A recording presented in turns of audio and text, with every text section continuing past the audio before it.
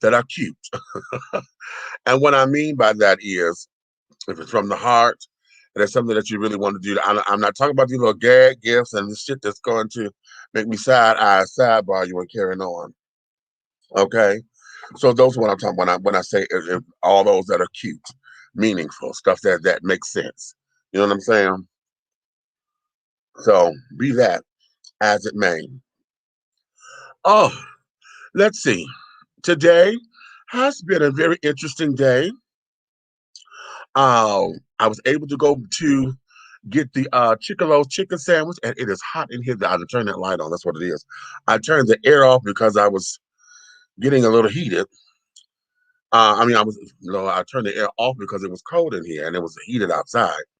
Now I got it at room temperature at cube. I turned this light on. Now this light is hot. So I'm gonna have to go turn this air on in just a few moments. But in any event, we're here. It is I said what I said Sunday. Okay. Oh, wait a minute. I got to put the link up in here so that this gives you guys the opportunity. If anyone wants to come up in here, I'm going to give you the opportunity to come in and talk about whatever subject you wish. Just don't come out of a bag on me here. I repeat, do not come out of a bag on me. And outside of don't come out of a bag on me, don't come up in here with nothing funky. Don't come up in here with nothing to start no shit. Okay? Because I had enough of that between last night and today. I had enough of that. And I'm trying to teach myself how not to get sucked into an argument. Okay? Let whatever folks say, let it stay where it stay. That's where you are, cool. It doesn't require a response from me. And that's where I'm trying to stay. Okay? But everything in me, I'm stewing because, of course, I need to have my neck roll and want to be heard moment. But no, because see, it's in those times where what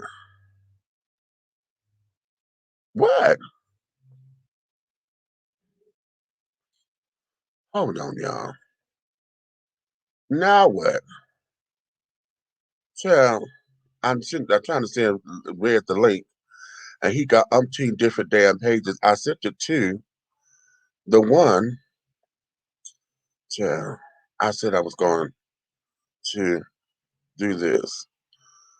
I got to put all his goddamn pages in one box. I thought I did that, but I erased it because I had it once, and I ended up erasing it out because I said no. One of them was extinct. So now, anyway, you got it now, child. Okay. So in any event, it is, and I said what I said Sunday. So the link is here. Wait a minute. Let me scroll it across the bottom.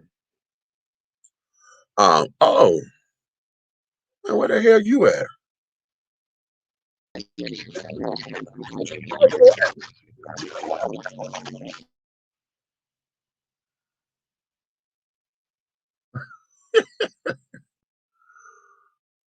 Okay. He got disco balls and things all behind him, lights, camera, action, and things. Look at this.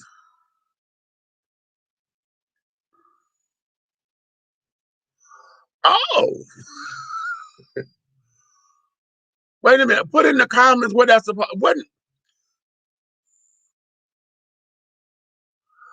Ah, I forgot. You MCing. I forgot he had a gig tonight, y'all. I kept saying something that's going on tonight, and you hosting. Shit. Okay. I completely forgot. So, anywho, that's red, honey. But nonetheless, um, we're going to get into a few things today. A couple of things that I want to get into today that are topics. I just had an interesting conversation, and we were talking about Blacks and representation in film and television. But it went beyond just us being seen, okay? It more so went into the understanding of the genres. You know, why is it that our representation is only given one note? You know, like we're always talking about Black love and Black relationships. We don't get off into Black sci-fi. We're not into Black action, you know, the action figures and things of that nature. We don't see a lot of representation there. We don't see a lot of representation maybe in children's stories and things of that nature. So I want to get into that with you guys today about where or how do you feel our representation should be, you know, amongst in the film and television world, especially when we have media moguls who have the opportunity to do it, and it seems as though we're still on the same note, you know. Now, I haven't. Scripted television has taken us into a wonderful area now. You know, we got some real good programming, and it's coming into taking us into a lot of different areas now. But when I was talking with Reggie, he was saying that it's all relationship oriented. You know, yeah. He said, yeah, we had Scandal. Now, Scandal was hot and popping, and we had an African American lead and this, that, and the other. He said, but how much more powerful would that have been had we had that story with a Black president and, you know, what was going on and carrying on? He said, imagine that. And I had to put a footnote in there. I said, well, the reason why Kerry Washington did it is because the fact that the president wasn't Black, because of her involvement with the Obama campaign at the time. She was heavily involved with him and did not want anything to overshadow his presidency any further than what folks were making out to be, you know? And considering that the Olivia Pope's character was inspired by the Rio fixer up there in the White House and carrying on, she didn't want um, any, you know, do I did it to backlash to come on to President Obama.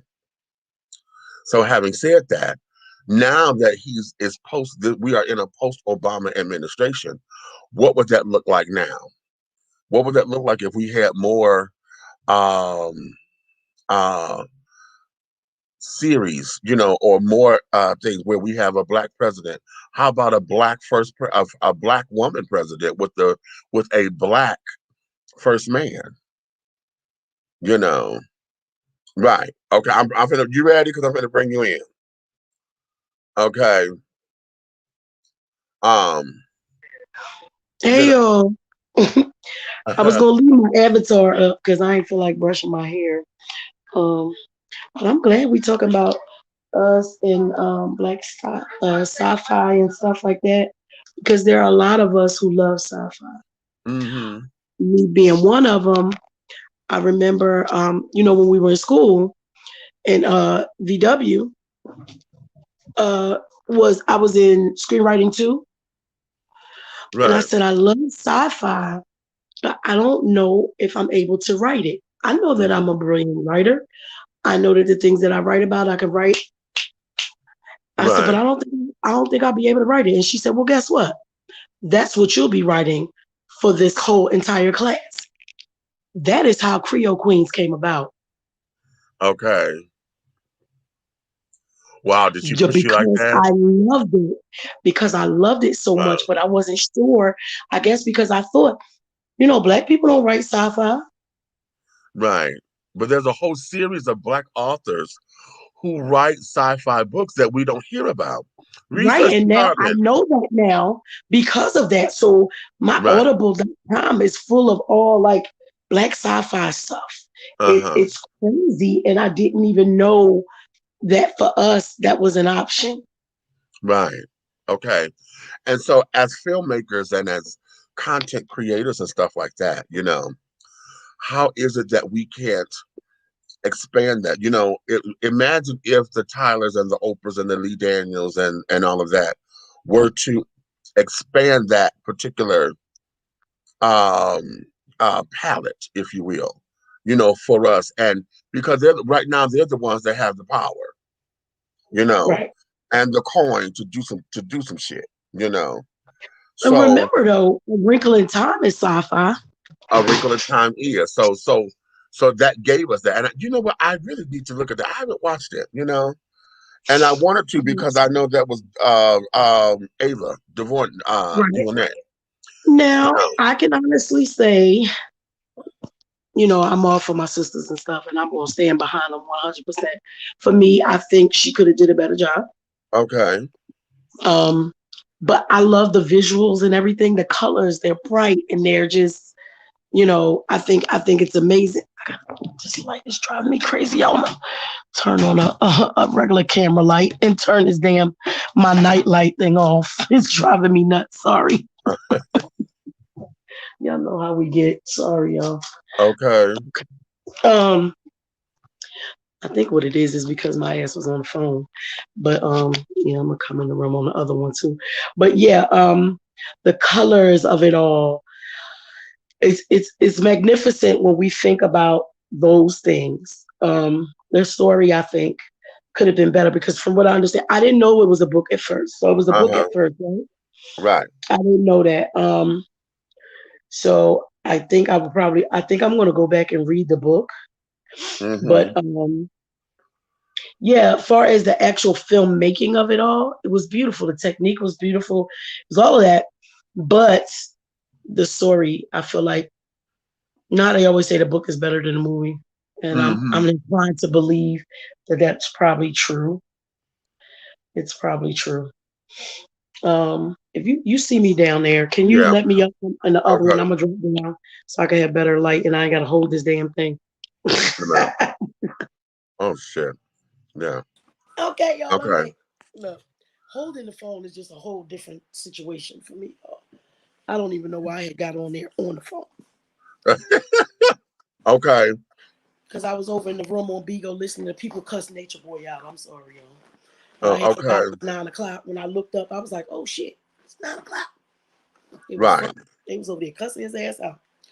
But yeah, and you know what? I was surprised to see being here in Georgia. You know how we have all the cons, this con, that con, uh, fairy con, and all the different cons that we have. right, right, I was so shocked to see so many Black people at so many sci-fi events. That made me mm-hmm, happy because you know we always have that group of people. You're either Star Wars, you know, most people, you know, Star Wars, Star Trek. I'm a Trekkie, not into Star Wars.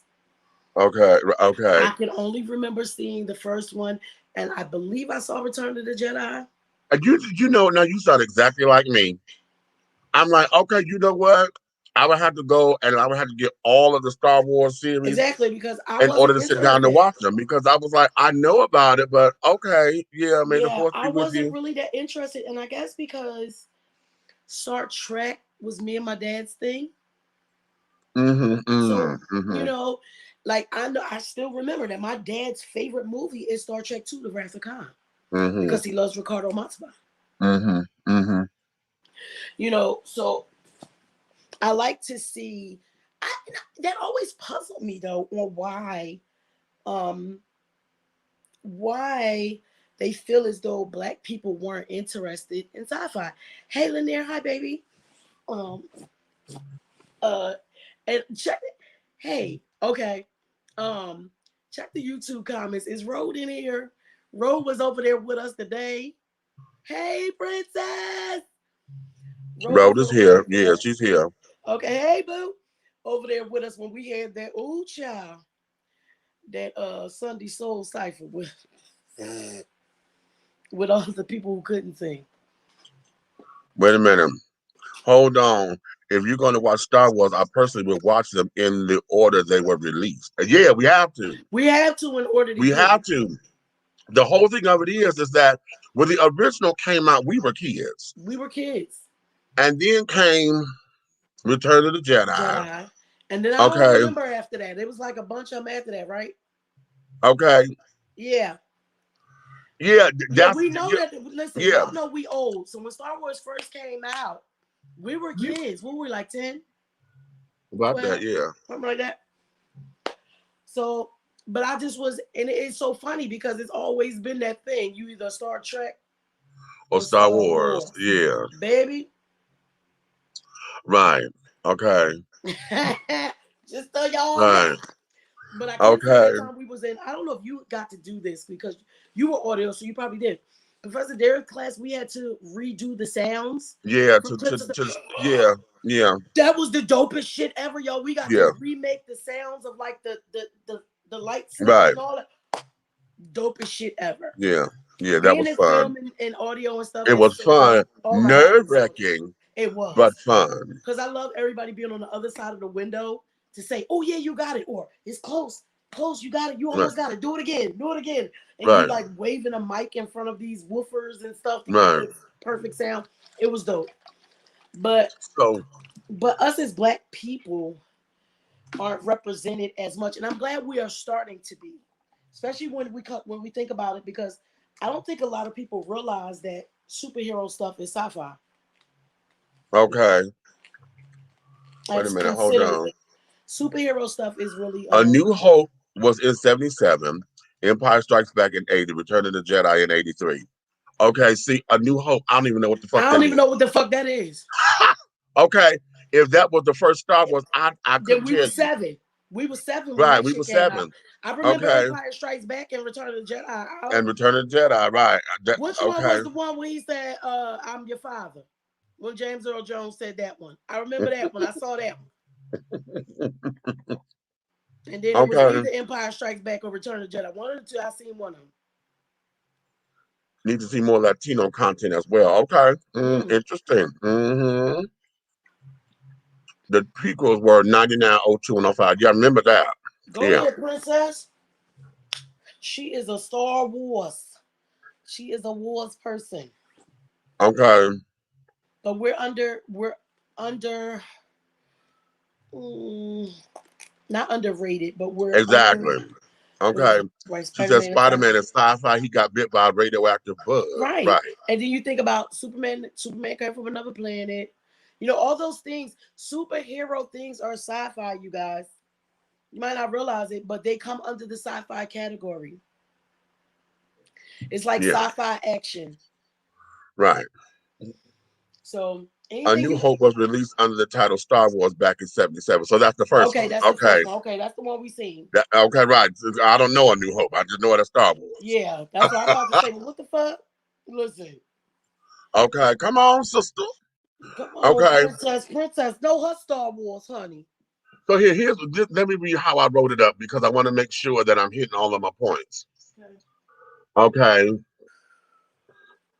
Yeah, I'm sorry for yawning. I don't think I'm really sleepy, but I think I gave myself a cold last night, so I'm pre-apologizing. I'm not sleepy. I'm just feeling tired. Y'all see, I ain't got no lashes or nothing on. It's just. Okay, I said, well, y'all know it's another installment of I Said What I Said Sundays. I will allow for you to come up in the live and speak your piece on whatever topic. But if you decide to come out of a bag, I'm going to come out of a bigger bag. And like I said in the beginning of all this, I'm not in for no shit today. I was easy on somebody last night. I'm not in for and I want you to go and look at yesterday because how'd you left a comment? What'd he say? Just go read it because I don't want to get into it. This is why I'm trying not to get sucked into nothing. And it pissed me off. And he know it did. Where leave it at? On Facebook or on Facebook. So yeah. So I'm gonna leave it at that because like I told him, I said, okay. But I'm trying not to see one of the goals that I have to do is I know I like to go for a neck roll moment.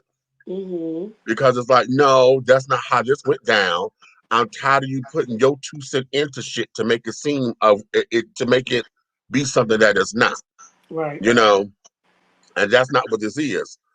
And so I had to keep myself from being, taking the bait because I'm easily baited at times. And it's like, You know, this, and this. Okay. So that's why I said tonight I'm not in for no shit. Oh, sorry. Okay. I don't know how to. Now, like I said, let's talk about adequate representation in film and television today. Do you believe that our voices are only given one note? What kinds of stories or genres do you think need to be told or expressed? Now, how many of us still read books? Are we living up to the stereotype of if you don't want Black folks to know something, put it in the book? What are the kinds of stories that we gravitate to when we want to read a good book? And then the debate is book or ebook Kindle. Okay. Do you prefer the actual book, or are you one of the ones who love to have you like the Kindle because you can download and have versus carrying 500 books, weighing your back down? Do you like the ebooks because you can carry it on the Kindle? Okay. And then another discussion, because in the news, T.I. and Tiny are back in the news again today. There's some other girls that came out against them and carrying on, talking about they've been drugged and raped. I think that's a bunch of bullshit. And carrying on. So the question is, when your sex life goes public, are we willing to suffer the consequences as scrutiny for having what many may feel to be private go public? What if you are charged with a crime? Now, is there a difference between exhibitionism and downright inappropriate behavior? Okay. And I'm gonna say this because see, oftentimes, I'm a porn connoisseur and carrying on, and it ain't no secret. But one of the things I get tired of seeing, folks on the Twitter, on the damn messenger, because we sending clips back and forth. You find the folks who will go to public restaurants or public stores, y'all in restaurant kitchens and shit, and in the freezers, and this, that, and the other. And, I'm like, what the fuck is this? And then you all in the camera and carrying on and things. And this is all orientations because I've seen straight folks do it, I've seen the alphabet children do it. And I'm like, okay, what is this? Is this again, are we going back to having your freak card, your freak status? What the hell is all that? So those are going to be what we're going to get into today. Okay. So there's that. Don't do it. Just if you read that, don't do it. Do not. I said what I said Sunday, right? I'm awake. Yeah. I'm awake. Because one thing for sure is in this little tidbit, I ain't nobody's fucking yes man. Motherfucker, you don't know me, but you can get to know me. And I got 5 motherfucking brothers who can get to know you. You better watch your motherfucking mouth. I'm nobody's yes man. Your fucking sister came over here saying shit on the air that wasn't for the fucking air. She came on our show. This ain't what you want. I promise you, motherfucker, this ain't what the fuck you want. You don't know my motherfucking mouth, and you don't know what the fuck come behind the shit that come out of my mouth. Your fucking old fat ass will get beat the fuck up. I'm not playing with you. I'm not no child. I'm not your sister or anybody else that you think you could talk shit to and talk slick to and get the fuck away with it. I ain't the one. So if you think you got some real shit to say to me, I'll shoot you my address. Pull the fuck up.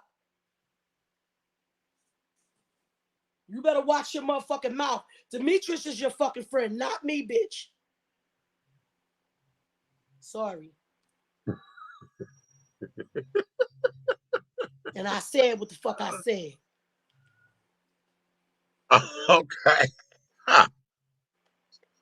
And bam. That's why I'm trying not to get sucked in because it's easy to do. It's real easy to do. It's real easy to do. Okay. You might want to add audiobooks because of how messy people are today in writing proper spelling and grammar. I think, you know what, for me too, I love to be able to read actual books. I don't like the Kindle books or whatever, but because we are so busy, I don't get to read. Like, now, do you know what was good? What's so funny is when I didn't have a car, I was able to read my actual books, because in my travels, I could be on the train or on the bus or whatever, and I could read my books. But now that I'm back to driving and I'm doing everything and I got so much shit to do, I cannot read my books. So audiobooks right now is everything for me. Right. Because I listen to them at night, or I could be in the car. Like, say I was listening to something throughout the night, and I could get in the car and flip that thing on, put it through my Bluetooth, and hear the rest of my story. So Right. I do love audiobooks, but if we had to actually choose, I would rather have my books. It's nothing like opening up that book and when you can open up your mind and go to those places that you reading about, baby, ain't nothing like it. Okay. Yeah, it don't hurt some of these people in there to get a goddamn spell check or Grammarly. Grammarly free, ain't it?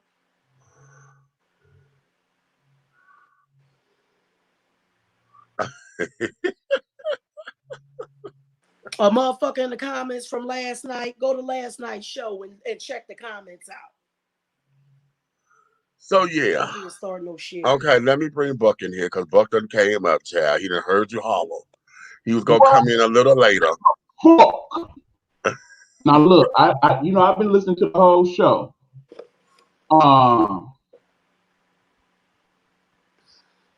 Granted, yeah, these not my blood fam, but no, this ain't that, bro. This ain't that.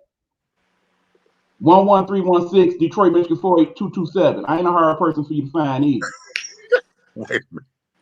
West Side Detroit. 215 by way of the 404. Don't do it. This ain't what you want. Bottom line is, it's been went on for years now. Okay, you want to be in your feelings because of what was said last night. Truth hurt, don't it? And the thing is, y'all know you are on my page. Gets in here as a shit starter. Kindly delete yourself. I'm not for it. He's a shit starter. He likes to do that. That's the thing that they do and whatnot. But when you start getting personal like that, right? you crossing the line. There it is. You should have been in the show.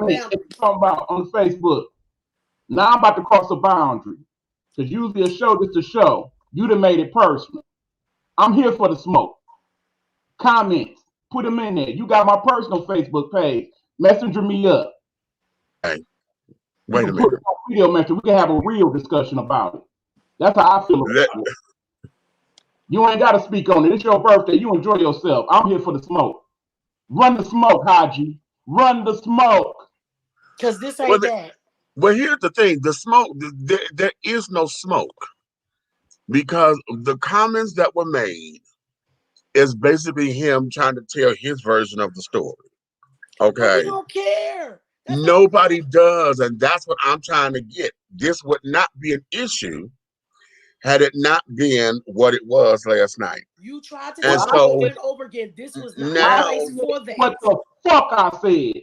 Now what the fuck I said.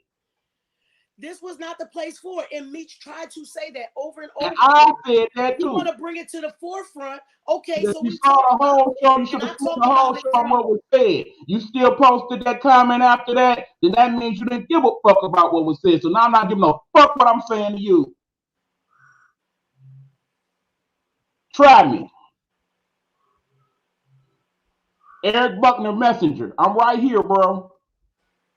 You heard the thing is our voices, our people. Ain't no yes men over here. We agree and disagree with each other all the fucking time. Right. But the thing was right and wrong was wrong, and your sister is a shit starter. And apparently you are too. And this goes for anybody else that question my alliance with these people that I've aligned myself with. I give no fuck what you think. The thing about it is, of course, we're going to always have his back. But at the end of the day, your sister brought something to this motherfucking platform that should never have came to this platform. Demetrius was trying to be diplomatic as possible and not even talk about it. Your sister got her fucking messy ass in there and talked about your nephew being gay. That he never said it. She did. And so you mad we up in your business? You the one brought us in the business. Growing up in an Islamic household, That's why I was able to speak on it. And it has shit to do with being Demetrius's yes man. Your sister messy as shit. Flat. Period. Was her party. She the one that brought that to the table. You don't have to defend shit that you don't start your motherfucking self. Run till that. Let's move on. Yeah, we gotta start reading, y'all. We do. It's too much information out here that we are not seeing because we do not pick up the books. I think about some of these people now, and usually this time of year. Love how we could switch like that, don't you? This time of year, we got all those people applying for school and whatnot, looking for those scholarships to help pay for school. But because your counselor ain't about to tell you the real, you may have that fortunate counselor that may be like, well, here's a book. You better grab that book and get to read. It's all types of scholarships for fat people. Yeah, for fat people, there's scholarships. There's a scholarship We website talked about it. you can pretty much for people who are the alphabet children. Listen, there's the people. There's scholarships. Website. I gotta look it up again. I forgot what it is, but there is a scholarship for pretty much anything. Yeah. You can have a scholarship because you were mom. You can have a scholarship because you were dad. You can have a scholarship because you had kids. You have a scholarship. You can have a scholarship for anything. Because you're from Detroit. If your family is a certain name, there's scholarships for that. There's a website. I forgot. Damn, I used to be on there all the time. But there are different scholarships for everything on there. And if you're willing to pay the little fee, they'll let you you won't have to look through that big old World Wide Web type thing. You can narrow down your stuff. If you don't pay the fee, you got to search through everything. But if you pay the fee, you can narrow shit down to just what you're looking for. So, yeah. Books you can actually order on Amazon. You can order through because they have a free version of the Kindle book that you can get where you can just get all free stuff. And if some of those have the scholarships in there, you look into them. It's ways to get stuff done. It's like I said, we got to start thinking about these things post-pandemic because a lot of us is behind and need to catch up. It's going to be all type of little funds and whatnot that they create for us. We need to start picking up some of these books and looking into some of these websites and educating ourselves as people so we get to know some of this information because most of these folks that know it, they ain't gonna tell you. And stop letting your kids ask Siri and Google every goddamn thing. Exactly. Sometimes make their ass pick up a book and read. Pick up a book. I don't even know. Do they still have encyclopedias? They should be updated. Yes, they do. Because the other people mentioned it, I did look up. They still sell encyclopedias. They sure do. They need to. Let me see. Yeah, I would think that you guys. Technology is a great thing. Please understand that. But when you only use technology, what happens if, God forbid, something happens and everything, the World Wide Web has to stop? Are you and your children going to be hopeless? Not know what to do, fall the fuck out, because y'all don't know how to do shit unless Alexa or Siri or Google show you. And Alexa, Siri, Google, they need their friend Mr. Energy to work, okay? Right. And if he decides, fuck y'all, I can't work no more. Then about that. Then what? Then what you gonna do about Siri? About Cortana? I implore you people with young children, especially the ones with young kids, start getting them to read now, because sometimes by the time they get like 8 or 9 or 10, and all you reading is just what you have to do for schoolwork, you ain't gonna never want to read. I'm a person who loves to read. And even when I was younger, I think by the time I got to high school, I would read here and there, right? And I always loved English. But when I got to 10th grade, and I told y'all, Miss Palio, love Miss Palio to death. She was my 10th grade English teacher who actually became the principal of our high school once my sister and my brother was there. Miss Palio, our first book we had to read in her class was Durango Street. From Durango Street on, I never stopped reading. She made me want to read. She made me want to go on these adventures with people and stuff. You have to get them when they're young so that like they're not afraid to read. Like y'all know I talk about my granddaughter all the time. She's very, very intelligent. Lily, I believe she may have a slight case of dyslexia because she sounds out the words from the end to the beginning before she can get it right. Yeah. And because of that, she gets subconscious and she doesn't want to read. But I had her reading all the time because I'm like, you are really good at it. It just takes you a couple seconds more to formulate the word a little bit. And you know, when she's doing that, then she started getting a little bit more confident. And I hope her mom is keeping it up too. And that was the reason why, and that was one of the reasons why I helped her publish her first book, because I wanted her to fall in love with reading too. You know, it's important that your kids read. It's very important. Everything can't be on that screen. Because let's think about it like this. Kids have like the attention span of a gnat, right? Say it. So that's why there's so much shit being on the TV. Y'all know we talk about this all the time. We had like 5 good channels when we was a kid, the 3 main channels, the 2 or 3 on the UHF, and you might got that the PBS channel, so about 6. Yeah, and then you had that one that was in between that probably only came in on Saturdays with the right. karate and westerns came on that one. We didn't have all this shit constantly. So we had time for shit to compute in our brain. We got so much shit on here that as soon as something don't catch their attention, they can go to 5,000 other different things. So they're not retaining the information. When you read it, you're more likely to retain it. Right. Oh, wait a minute. Leah said something very cute here. These kids need to know how to visit a library and using the card catalog. I was taught how to use it in grade school, but I barely used it myself. Exactly. Look, if you ask the kids about a Dewey Decimal System, child, they ain't even gonna know who the fuck Dewey Decimal is. Not at all. Okay. I still got a library card. That library that's right there behind. You know that library that's not that far behind that Walmart on 85? Yeah. I was going to that library. Yeah, petition department. That be you, JoJo. Start us a petition for bringing Schoolhouse Rock back. Schoolhouse Rock is on Netflix. New ones? Well, they ain't got no new ones, but baby, you can start. No, we need new ones. Because listen, my baby, I hip Lily to them, honey. She love them. We need new ones. We gotta have Cardi B sing them. Some new ones. That's all you gotta do. Put some of the rappers up here the same way they put the rappers and singers on Sesame Street. Put them on Schoolhouse Rock. Let Cardi B and Lil Yachty do the Schoolhouse Rock so these kids can learn. Listen. You know, there was a series. There was a series that they had that was they had taken like Little Red Robin Hood or no, not Little like the story of Robin Hood, and they took it and they put it like into the urban settings and carried on. It was a whole series that Robert Guillaume was doing this. Oh, I used to love when Robert Guillaume. And this here, it was called Robinita because they made her Hispanic. And basically the whole story about Robin Hood, how he was robbing from the poor. I mean, robbing from the rich to give to the poor, that kind of stuff.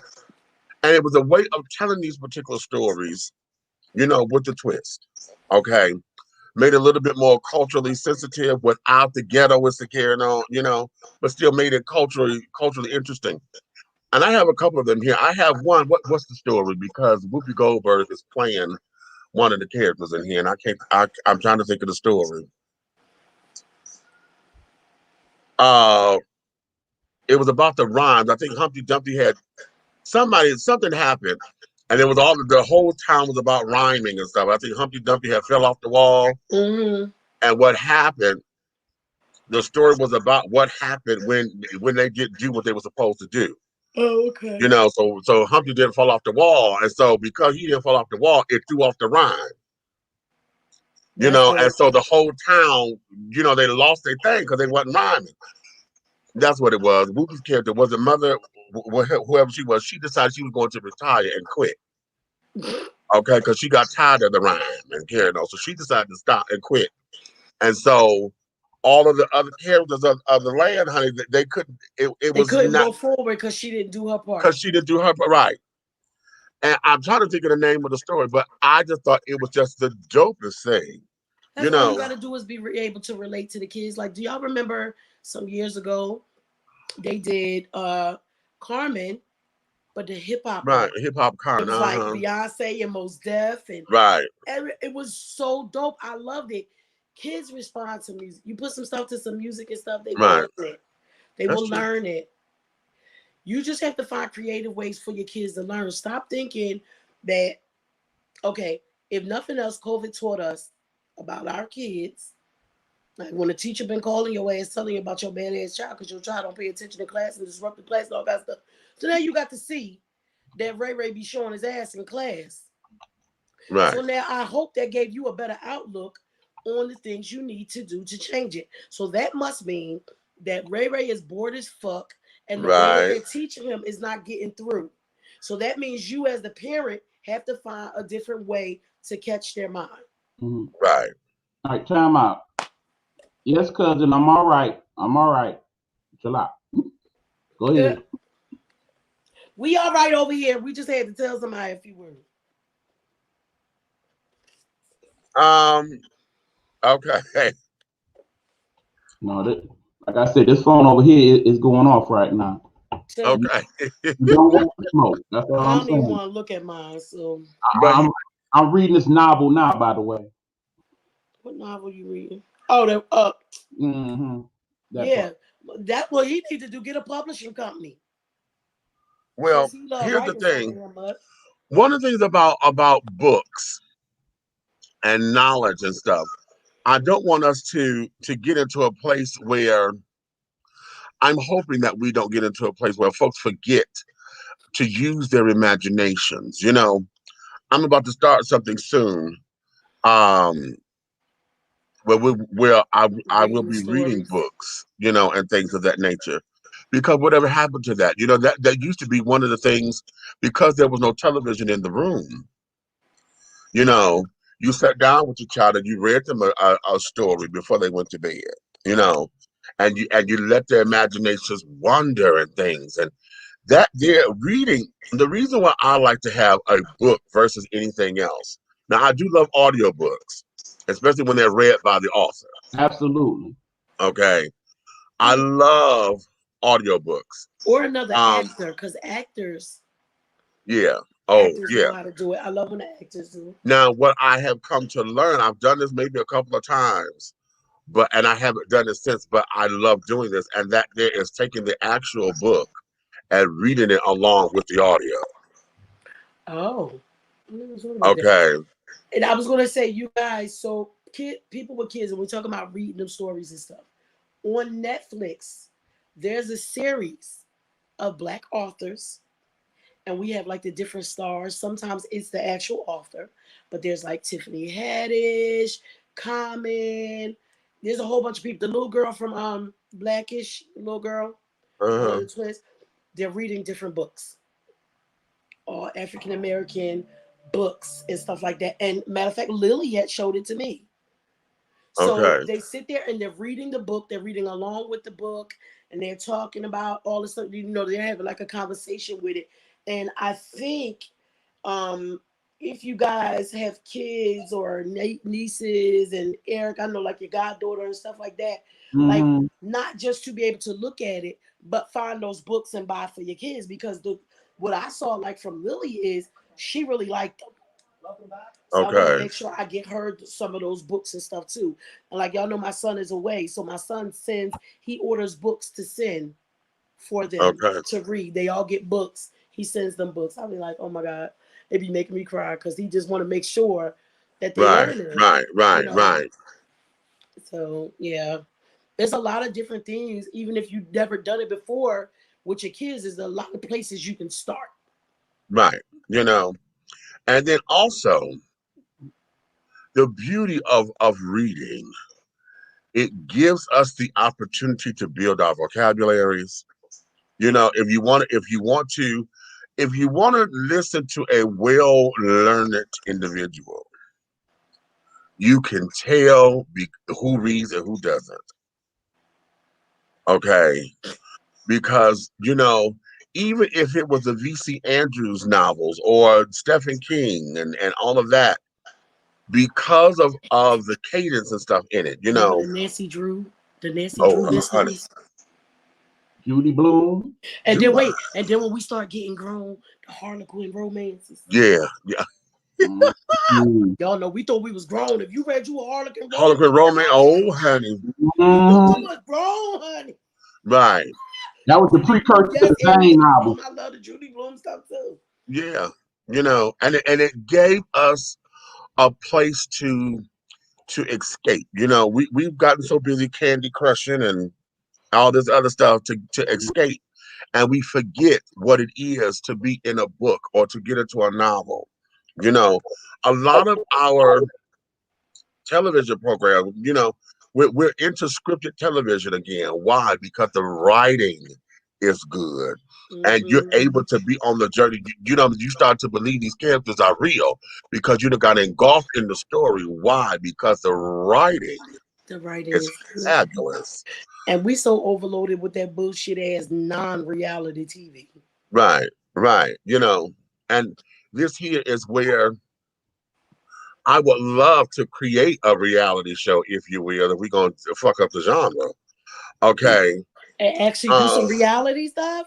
Either that, but here's where it is. What about the reality show of a book club? Because it's not what you think it is. It's not that because you in the book club, okay, everybody grab a book and we gonna talk about it. No, there are ups and downs to that. Because you want to be in it, but what if you can't afford to buy the book? Or what if you don't read the book in time for the meeting? Right, and you sitting there trying to fake it. Either trying to fake it. One of the book clubs I saw, it was just 5 people in the book club.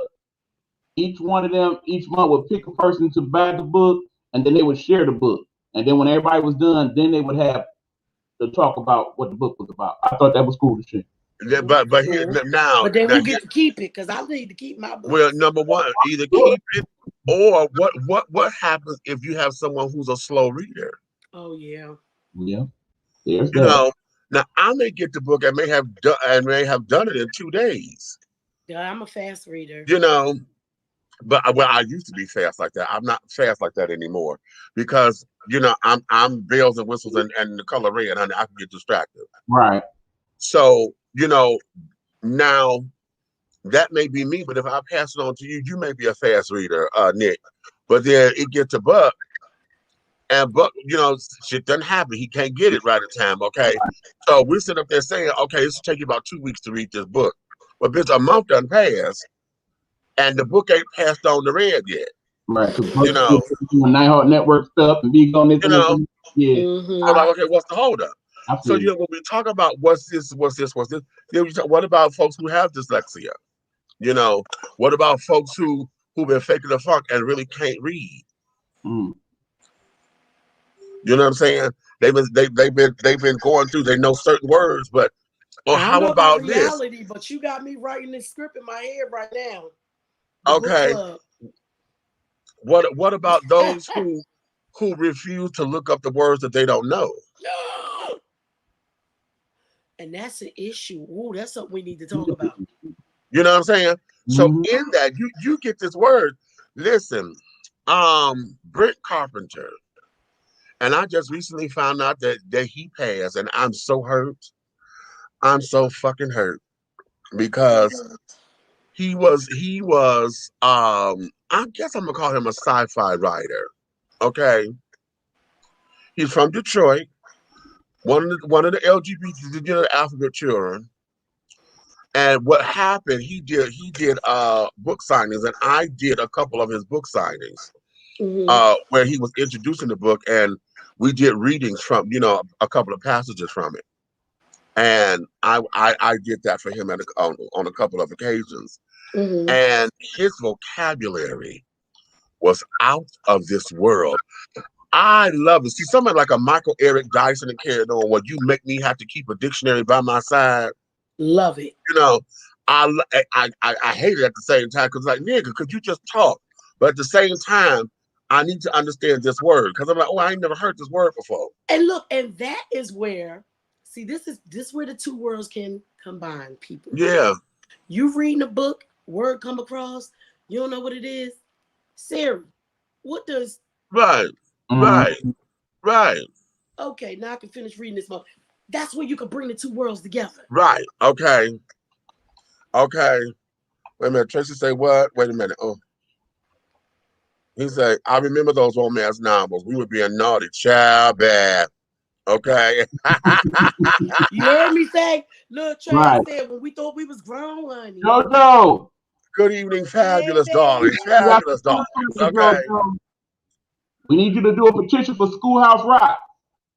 Okay. New I like to, Schoolhouse Rock. right. Yeah, Schoolhouse Rock, exactly. I like to digest the book. Sometimes I have so many tasks going on that I have to put the book down and come back to it. Exactly. That's how You know, I got it. exactly. Now, listen, let me tell y'all something. Now, I done ordered all kinds of books. Okay. I done ordered all kinds of books. Okay. Y'all saw I got Cicely Tyson's book. I have Jennifer Lewis's book, The Mother of Black Hollywood. I have Michelle Obama's book. I got to get former president's book, his new one. You know, and I have a number of books here. I have Rolanda Watts. Remember her, the talk show host? Yeah. She wrote a book, a novel called Rolanda. Destiny Lingers. And I just acquired that, you know, so that I can get into not Clive Davis. Ooh, child. This is exactly the type of book you're talking about, Tracy. You can't just sit here and read this cover to cover like that. He go through so many things in just a few pages, and you like, hold on. Nah, it's that type of book. Okay. Excellent. Now, how many of y'all talk to the book? Because I talk to mine. I talk to mine too. I've been like, bitch. Bitch. No, the fuck you Right. not. Yes. Like, Sorry, that be me. I didn't even know it was like that. That's that type of book. Mm-hmm. I read one, and he since changed the title of the book because he ran into some publishing issues, and so he had to reissue the book under a different title. And I'm telling y'all, what was it called on the Lily page? I can't think of it, but the author's name was Otis Randolph. Okay. And I'm waiting on him to come out with the sequel to it because he was writing a series. And it's been a while. But honey, that book there, I'm sitting up here, I'm reading it, baby. I couldn't even go to sleep. I was like, oh, bitch, wait a minute. Because I'm going chapter by chapter, you know. And I'm sitting up here talking to the book. I'm like, you better not, bitch. And I had to put the book down. I said, bitch, you better not. I better not turn the page and you know, did this shit. You're like, I know this bitch ain't about to walk in this goddamn room. I done sat down with a book, bitch. I said, if I turn this page, bitch, and you done did what I think the fuck you done did, bitch, we're gonna have a problem. You know. That's me. You know. I can't. Oh no, you did. Right. Yeah. When I finished the book, I finished that book like about at 8 o'clock in the morning. I had came home from work, bitch. I curled up. I was down to the last few pages. And I said, no, I want to finish this goddamn book. Y'all, I finished that book. I had to call him. I woke his black ass up. I woke his black ass up. I said, you dirty ass motherfucker. Don't you hate when they... You dirty ass motherfucker. Like, that's some he started laughing at me. He said, you must have to be at the end of the book. I said, how you gonna sit down here and get me off? One of them books, Meeks, was like at the end of the boy across the room, like, oh, hell no. When I tell you, I'm still mad about it. I'm still mad about that shit. Okay. Y'all know the feeling because we be in there like you know the feeling. If you don't do it at a book, you do it at movies. Right. It's the same shit when you get all it go. If you can open your mind and get into the book, it will put you in that same place. Like, I know the fuck this bitch did not just do that. And I know they better not about to be ready to. Right. Right. Because you sleep with that motherfucker. Right. Exactly. So, and wait a minute, I'm gonna find the title of it because I have to recommend that book to you. Okay. Because now if y'all are not squeamish about dealing with a lot of LGBT shit, you can handle it, but it's coming at it from a different perspective because it's coming at it from, this was a sports writer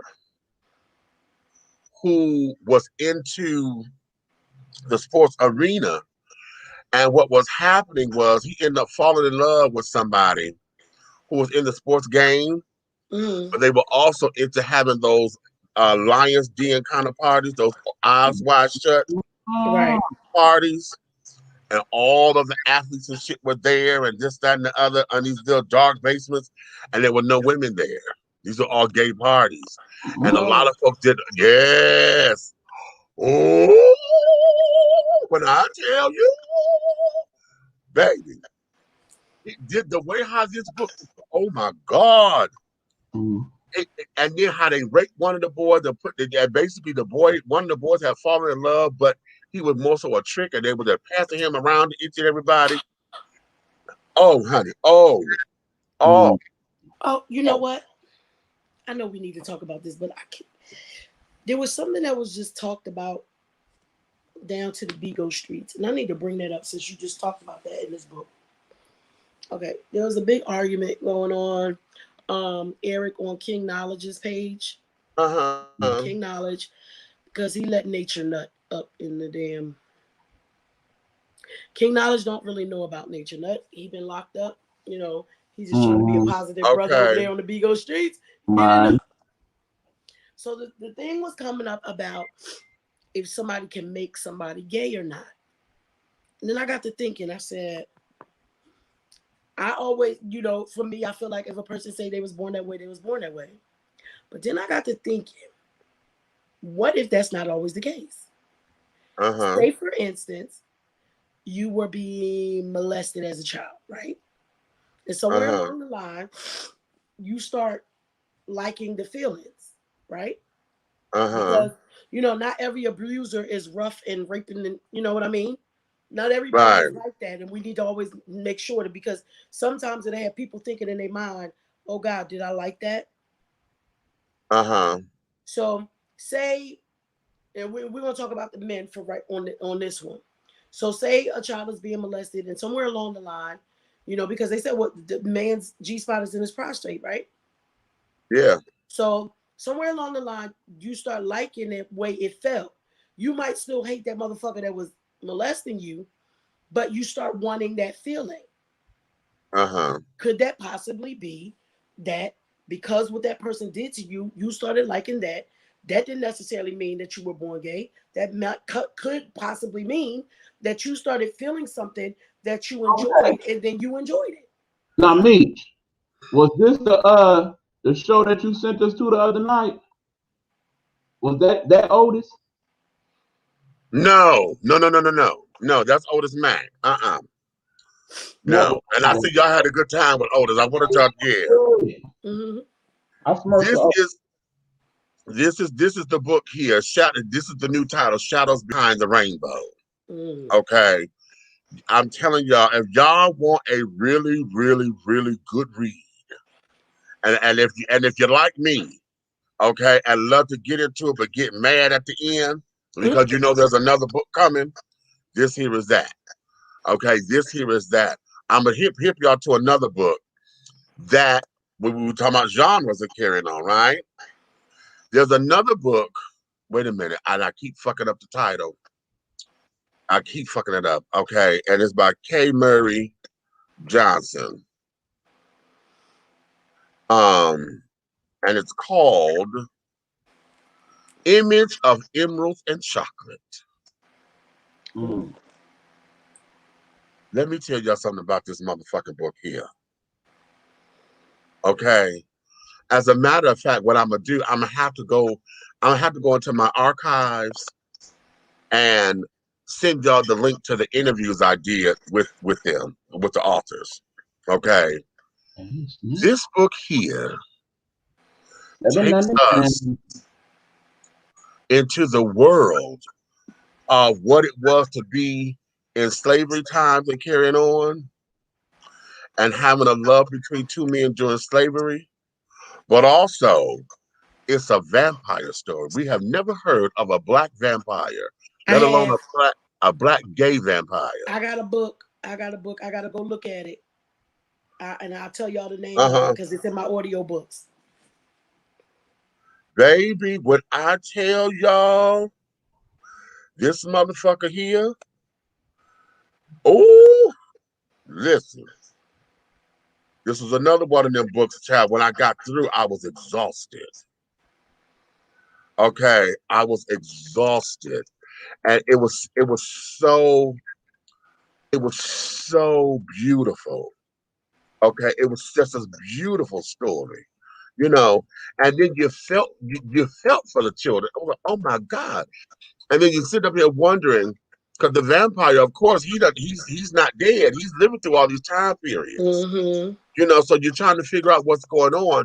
But he done developed this drink that they were creating that was a sports drink or whatever that got the world hooked on this shit. But it was absolutely a blood concoction. Mm-hmm. Yeah, for the vampire. Oh, listen. Oh, wow. When I oh yeah, baby.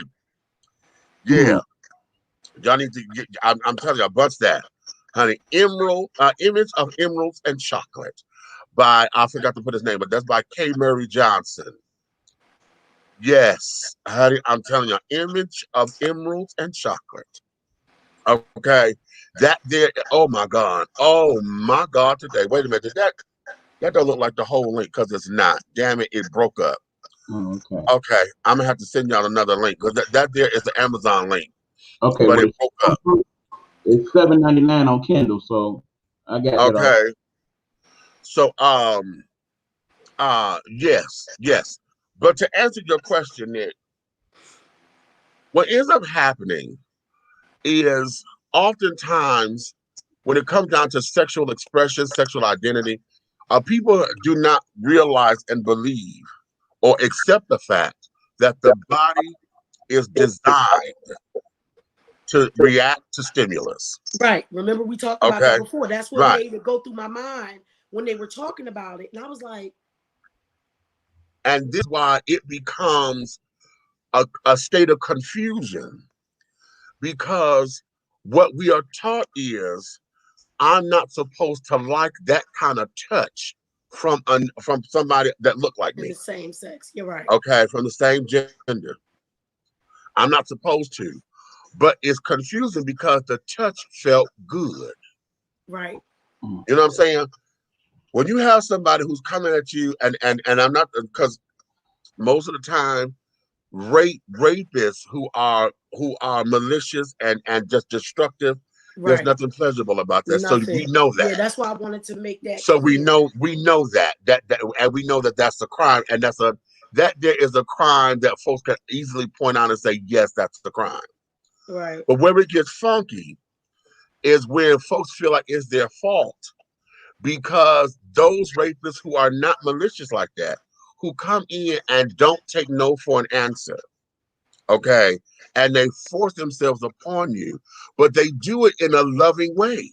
You know, they don't just tie you down or whatever, or hold you down against the wheel and get violent.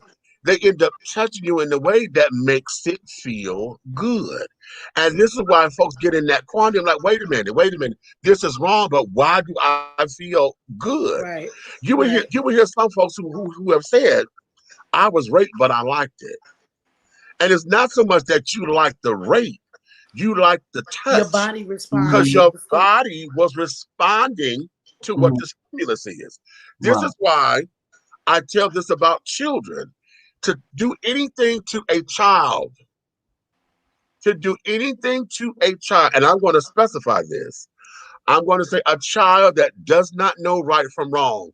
And what I mean by does not know is that they could comprehend, but I mean, they don't comprehend and they don't understand right from wrong. And generally, those are those who are still in those single digit ages. Right.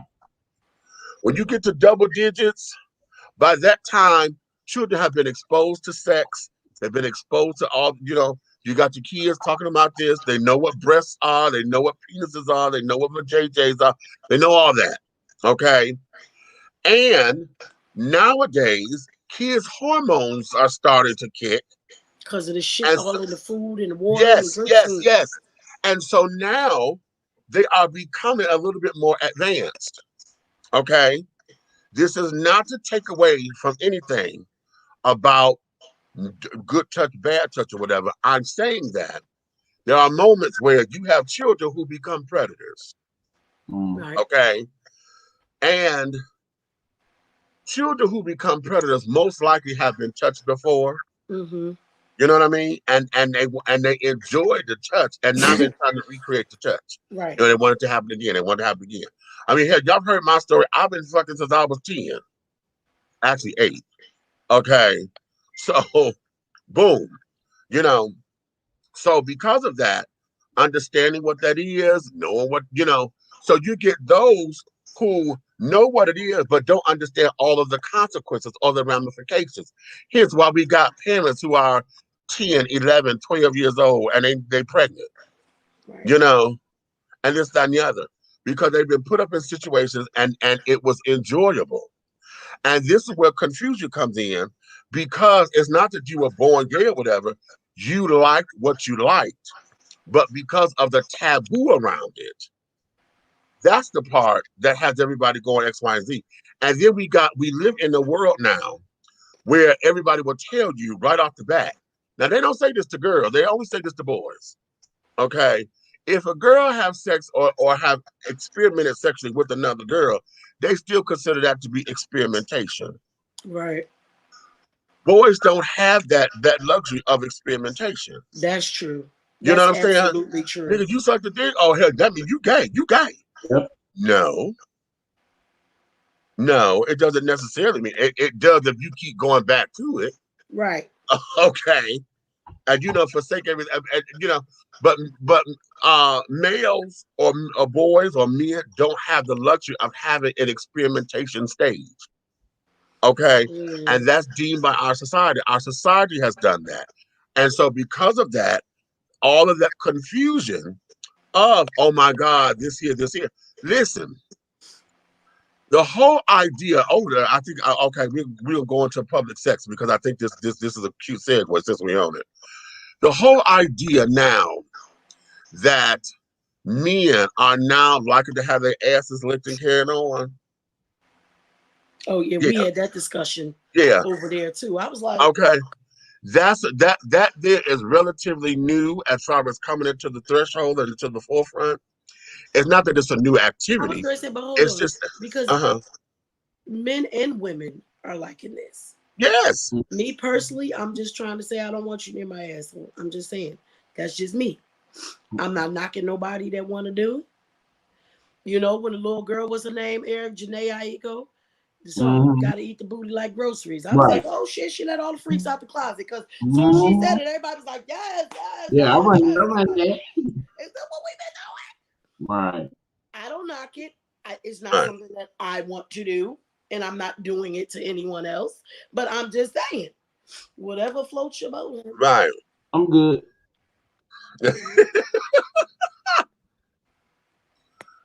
I'll let that sit. Okay. I'll be too scared you're gonna fart in my face or something. Like, no. And the whole thing of it, but because we're there now, I'll never forget this comedian. I can't think of his name, but I'll never forget the comedian. I think he was on Def Comedy Jam or something. And his joke was, he said, oh my God, here I am going to get down with the girl. And hell, she said she was going to do this thing and she wanted to do something new. And I'm like, okay, and he say, well, hell, she got to go back there playing back there. I said, hold up, what the fuck is this? And after we done went through all these little do-I-did, she slipped her tongue up in there. And I was like, oh, shit, And then it felt good. He said, next thing I know, I'm down, laying down like this, and I done kicked my legs up like I'm the bitch. And the audience howled, right? And so that there, I think of that joke all the time because in a lot of cases, if you're a porn connoisseur like me, you see that in a lot of porn now. And it still throws me when I see a woman do that. When I see a woman do that to a guy, it throws me because I'm like, damn, okay, that's not a ladylike thing to do. Okay, but at the same time, But at the same time, it is what it is. Hell, Monique made a joke about it. You know, she called it when you want to give your man a little treat. You know, she did that in the Queens of Comedy. I know. Okay, so with this, we are now at this particular stage of men, and y'all heard me say this on previous shows before, that men have not had the luxury of understanding their erogenous zones on their bodies. Okay. Outside of the penis, outside of their nipples, because maybe 25, 30 years ago, it was apropos for a man to have his nipples sucked on and shit. Okay. And that became the new thing. You know, you see that a lot of straight porn. The man would sit out there, the girl be on him, and he'd be playing with his nipples and stuff. And that became, you know, it was like acceptable because they're doing it in the world. And those who were using porn for educational purposes or learning something new or this, that, and the other, and experimentation, they had those particular tools. And then they got into it, right? So now the nipple thing became the thing to do. Right. Well, that was 30 years ago. Now here, maybe within the last 20 years, okay, come this whole new thing of eating ass for straight folks. Okay, now the African children weak to hell. That's a staple for us. Okay, as far as sexual practice, not everybody does it, of course, but okay. But nonetheless, we, you know, what we have too are folks who are having to compete with the alphabet children. A lot of our hetero counterparts feel as though they're competing with the alphabet children because you got a lot of down low men, or you got a lot of children that go out and about, and women may not say that they know, but then they trying to compete with that to try to keep their man home, right. You know, or they got gay friends and be like, girl, if you want to keep him home, because if you don't, another bitch will. Mm-hmm.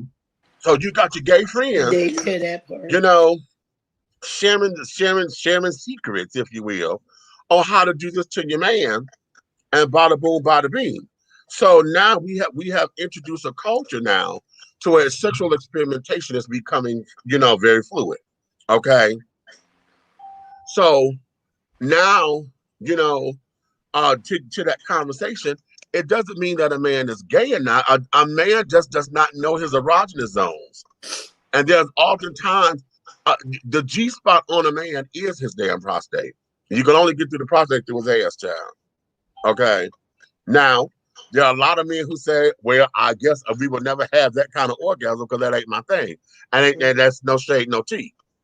You know, at the same time, men are not taught that. You know, so when they experience it, it causes a state of confusion because it's like, wait a minute, I'm not supposed to like that. Right. You know, I'm not supposed to like that. That's not supposed to happen here. You know, and then it becomes a whole big to-do. And it's not so much as it's the act itself. You don't even care who it comes from. It is the act itself. You know, it's the act of it itself. So that's where we are. And see, when we were talking the other day about sex being on that continuum, you know, these are some of the things we so busy caught up in fucking names and titles and pronouns, you know, to where the mechanics of it and stuff and the actual arousal of it and what's beautiful about it, we can't even talk about that because there's so much shame and so much hatred on it. Right. To where folks are afraid to discover themselves. And they got good reason to be afraid. And I'm not saying that that's a bad thing. They have good reason to be afraid because hell, it's the unknown. And if you've been taught that all of your life, what does that look like? Here we are, 50, 51 years old, and now all of a sudden you're gonna want to try new shit. Okay. Number one, we ain't like we used to be. We ain't that flexible. So shit, you can't listen. You can't sit there. I just said the other day, let my fat ass y'all need to get up and start doing some yoga every morning. Cause God, okay. Oh, you know what I'm saying? Real disappointed when I finally be like, okay. Right. You know, and then all in the name of being freaky deaky and carrying on and to spice up You know, I mean, ever since 50 Shades of Grey came out, now you got everybody that want to go into what they think is S&M.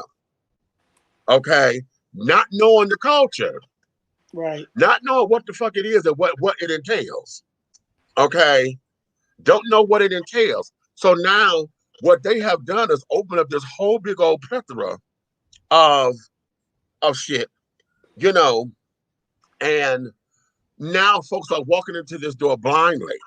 You know, there are some who want the education, but a lot of folks are doing what they think is cute because you get the little handcuff with the little fur on it and shit.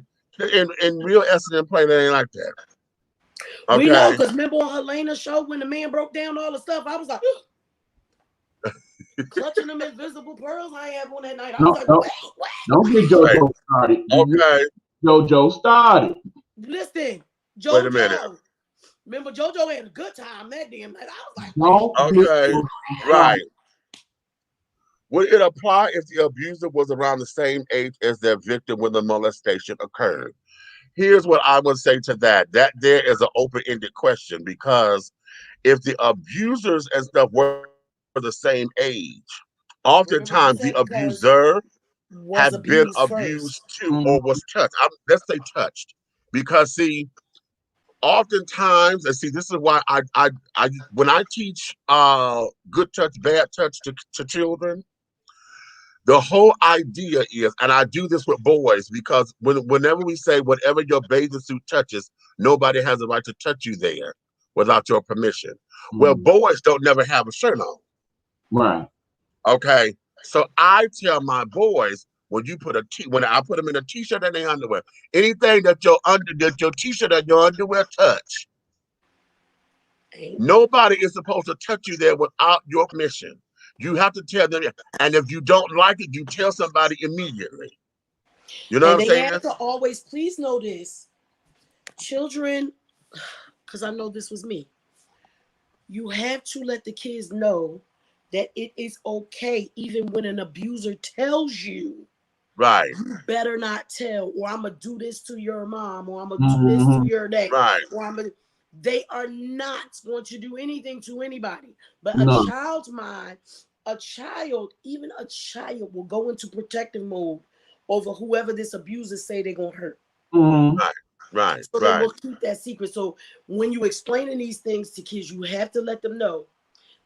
People might say this, but they are lying. I am telling you, right. If this is if they touch you, if they do this, you have to come and tell right away. Right. Don't tell the nearest grown up. Right. Till you can get to me. Right. They have to know it and understand it. And if you mean it, then they have to know that there was a consequence for it. Okay. Because there are often times where I know when I was a kid, well, I was younger. It didn't happen to me, but I remember there were kids around, and somebody would come say, "Mama, so-and-so touched me in my no-no area." You know, and the mama said, "Girl, go in there and sit down. Ain't nobody touched you like that. Y'all in there playing like that." And that's what it is. Instead of calling them out there to find out what happened. Instead of finding out what happened, because then you lead a child to believe that they're not protected. Exactly. You get them out there. You tell me what happened. Don't you say nothing. You tell me what happened. Right. Okay. And then you get the story out. And right. You do that so that they know that there's consequences. You understand? Right. Okay. Now listen. Let me stress this. Because oftentimes what parents love to do is go off on the deep end because they hear something foul, and the first thing they want to do is jump to a conclusion versus investigate the story first. Right. You have to investigate. You know, now, true enough, it will piss you off. Okay, but you have to investigate it first, especially if you know that your child is crafty. And I'm not saying don't believe them. No, let's just call it what it is. You know, little Ray Ray or little Kiki be lying all the motherfucking time. You better investigate first. Right, and you know, perfect example. This happened a few years ago. One of the kids, they came in the room like, yeah, so and so, they was feeling on so and so. It's like, huh? Y'all come out here. What's going on back there? No, what happened was The little girl fell, started crying. So the boy came over and got the rubbing on her back, talking about it's gonna be okay, it's gonna be okay. And the kid basically, because they was taught no touching, period. If somebody touched you and you ain't tell them it was okay, it's wrong. She went and immediately told the He was nearest touching me. what goes on. Right. Now, and that the little boy, all he was doing what he learned Trying from to his comfort mommy. her. When you hurt yourself, mommy come rub your back and you feel better. So he was trying to do the same thing with the little girl. That's exactly why what me said is so important. You have to investigate. Right. You have to investigate, because oftentimes folks get hurt or get in trouble and carrying on because, especially with men, or we hear somebody touch our kid, we ready to fight, and next thing we know, nigga, what the fuck you doing to my kid? Bam. And then we have nothing. We have nothing. And then when it all said and done, I can't take that hit back. No. Okay, I can't take that hit back.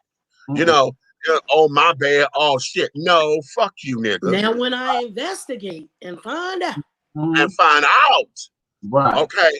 And see, this is where it is, because see, now, again, I'm not advocating violence, but when I investigate, bitch, and then I find out what it is, now my anger done stew. So this ass whooping gonna be worse than what it was. Right. You know what I'm saying? It's gonna be been under there. Look, it been right up on the because it's been right here in my crawl. Investigated and it got up there. And I came up here in all of my esophagus, and my gut, you could feel the smoke off my damn neck. I'm about ready to cook a turkey off my neck, nigga. Okay. Yeah. Okay. So that there is why the investigation part is so important. And I'm gonna say this because I'm gonna take this across the board, because I know we get pissed off when we hear this with police officers when they say investigation is under, is ongoing or whatever the case may be. And oftentimes we know that's bullshit. That's bullshit talk. Okay. But we have to let the process be. Okay. In order to get to the truth of the matter, so that the consequences are fitting the punishment. You know what I'm saying? But okay, we ain't gonna get it on that. So listen though, y'all. Now, so okay, now we just talked about it, especially more from the boy's standpoint, right? Right. Say a little girl gets molested, raped, or whatever, and then her mind is, I don't want nothing to do with a man. Oh, right there. Did that molestation just turn her to wanting to only be with females because she felt like what that man did to her was disgusting? I won't say that. I won't necessarily say that. I know it has. I've heard it has happened. No, and that's what I'm saying. That's why when we were over there in that room, my whole start talking, we were like, damn, I ain't never really thought about it like this. My whole belief system with that is not so much as that it made them want to go to women. What has happened over time is that women have been there to show you can trust me. Right. Okay. So when after a trauma, after a trauma, let's use the movie Dorothy Dandridge. Okay. In the movie Dorothy Dandridge, after her stepmama, that big ass stud played by LaTanya Richardson, okay, Sam Jackson's wife. After she put her 2 fingers up in that girl, talking about, I'm checking you to make sure you didn't do nothing, and basically violated her. Yeah. Okay. Now that's what we saw in the movie, and it was one time in the movie. We don't know how many times that happened. Right. Because now here he is.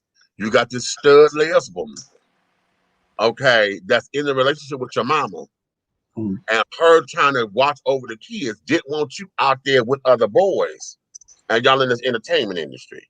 So I just in the movie, we only saw it one time. We don't know how many times that happened. But what it did is that when she got married to Nicholas, it was traumatic. It was traumatizing. They couldn't have, consensual sex because she wasn't ready. She was fearful. And this, that, and the other. She had to work through that in order for her to have sex with her husband. Right. Okay. Now, using that as an example, I'm sure that back in that particular day, honey, the whole idea of her going to another woman was probably far from her mind. But she had her sister, who was her best friend, who was comforting her through all this, that, and the other, and then helped her to trust her husband, you know, because she loved him. And then he was like, listen, we can't have sex, child. What, you know, you're going to drive me away to other women. Right. You know, that's not what I'm trying to do. And so it became where she had to learn how to relax. Now, we don't know what the movie was. I'm just going by just the premise. Now, take that now. When we're talking about here, a woman has been traumatized. Okay. Maybe in her childhood, it could be even later. Because, you know, sometimes that happens with women later in life, especially if they've been in relationships where man after man after man, it was a no good so-and-so, you know, and then they got fed up with the whole idea of men, you know. Now, when and a then what person is fed happens, up, do that automatically, if they want to no, turn to somewhere else, are they still really gay, or they just said, I'm fed up with this and I'm gonna just do no, something I don't think that's what it is. No, because see, most women are not necessarily sexually attracted to other women.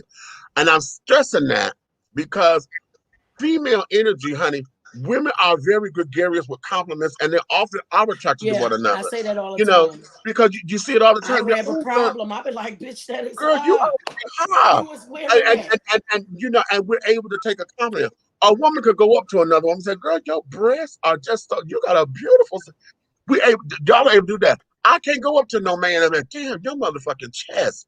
Especially, well, I like men with big teeth. I like men boobs. But if he's developed, and you know, unless I'm in the bodybuilding field and we going definition for definition, like, damn, you know, your cut, and then and of course it's all dear massive. Your cuts, damn, you swole. Look at you. It's that kind of talk. I could go up to a man and say, oh my God, your form is so beautiful. Because now you think I'm hitting on you. Men are never men are never I can see a that. woman who is in a badass dress and she got like the yes, bitch body. See right there. Okay, I'm just showing. Right there. You, that shit is amazing. When so, girl whipped out her titties and lips, we all in there like, yeah, where she get them titties done at? Yeah, her titties so right. We can't. It's a double standard when it comes to it is. And so that's why I don't think that women, you know, women don't necessarily turn that way because they're tired of men. Only time that I would say there was a conversion is if something was already there. Okay. And it's been squashed, or they you know, didn't want to act on it. Same as a child. Like, what if you were being molested by a woman? That's the same thing I'm saying. Even in that, once your body is opened up to what that touch is, okay, your body is responding to the stimulus, not from the person. Right. It's the stimulus that it feels. What ends up happening is that we connected to be this because a woman did it. If it was a girl, a woman did it. Or if a boy, a man did it. And that's why we're talking about the confusion, because the confusion is, I'm not supposed to like this from another woman. Right. You know, a girl, I'm not supposed to like this from another man. They said that's wrong. Okay, I'm a burn in hell. This is wrong. But it felt good. Mm-hmm. And play. You know, because now you're trying to sit down here and make sense of it, and we are not taught about our bodies. Right. Okay. That's what all this is. So when we talk about women who get tired of men and then they go over and start having sex with women and carrying on, or in relationships with women, most of the time, if it was a so-called conversion, it's because somebody stepped up in there, showed them that they can trust them, showed them how to be loving, showed them how to be caring. And remember, I go back to where I said, women have been given the free get out of jail free card, and they can always say, oh, this was just an experimentation. And go the other way. I was just experimenting because, and society gives women that pass. They do. Society gives women that pass. They give them the pass even when they playing in both sides of it, right? Even if they staying in both sides, say, I like both of them. Right. Because remember I said I wanted to do a show because I want to talk to some women that are okay with their men being bisexual. How about that? I want to talk to an honest woman who's okay with that. Because what show was that? What's the shit? Shit we be watching. They got McKinney, Demetria McKinney, that show that she on, and the boy back in the day from Cooley High. It's on that streaming channel. Shit. Oh wait, you know what I'm talking about? Wait a minute, hold on. is bisexual, and his girlfriend and his boyfriend know. And when Right, they went right, off that right, season, right, all right, three of them right, got right, together. right. Oh shit. What's the name of the? Yeah, we just watched that. What's Not the too name long of ago, it? because I'm waiting for season 3 to come back. Because remember, Lisa Right, Ray done came on to the season. right, So right. I want to talk to some. There has to be some women out there who are okay with that, and I just want Oh, to you hear talking? their That's not. story. That's. Is it the Family Business? No, Family Business is on No, no. BET, but It's it's That's what something like that because they rich. you Yeah. They know. rich. Comments for us. Huh? I'm coming. You So, know. So so I yeah, want to talk to people like that because of the double standard. right, People will accept a woman who is bisexual, but right. if you say a man he's bisexual, he in your mind he ain't bisexual, he just Right. gay. Okay, okay, right. Okay. Eric said, "I'm good." Good. Yeah. Wait, Eric with the mad face say, "I'm good." Yeah. No, that's okay. I'll stay a retired dog catcher. Okay, Okay. okay. Look, Everyone I ain't has a never been that mad. freak streak moments in all places, either in public and behind closed doors. Period. No matter if you're one who's a gay, bi, or straight, a freak is a freak. Yeah, that's true. That's That true. there is true. But see, but the question is, when it comes public, see, I'm equating all this to public displays because with what's going on with T.I. and Tiny and these girls talking about something they were drugged and raped and this, that, and the other. I'm gonna tell y'all what I think I it ain't is. gonna hold But y'all. Y'all know I don't love T.I. the most because I felt like he was always disrespectful to his wife in public. The things right, he did in public, because we know that their marriage and shit is all open and all that shit. They've never been exactly, secretive about that. right, My problem with him would always be the disrespect that would come out in the public. So everybody know about them like Todd and Candy, some freak ass motherfuckers too. What I think everybody's trying to jump on this gravy train. That's what I'm feeling It was too. me too, and I hate to even feel like that because I've been a victim of like child molestation from a very young age to a teenager. So and same thing like with the Bill Cosby thing. I would hate to say that I think a woman is lying, but I really do. Same way with them grown ass bitches with Bill Cosby. I'm gonna say this. And with this, I think I don't believe I'm gonna say it like this. They're gonna have to prove that they were not there for the party. You understand me? And I know that's gonna be hateful. I know a lot of y'all out there who have been rape victims and carrying on. Y'all gonna probably say that this is victim bashing. But my whole thing is this. Just like Nick just said, they have already their shit has already been out in the open of how they play. Yep. Okay. That's public record. Okay. So anybody who's over here, y'all know what it is. Either y'all gonna smoke a blunt and carry down here. They smoke blunts in the goddamn studio. You're gonna drink and things of that nature. Okay. Shit, if you watch the motherfucking shit when they on TV, they be high as fuck. How about that? So saying all of that, y'all came over here to be part of the party.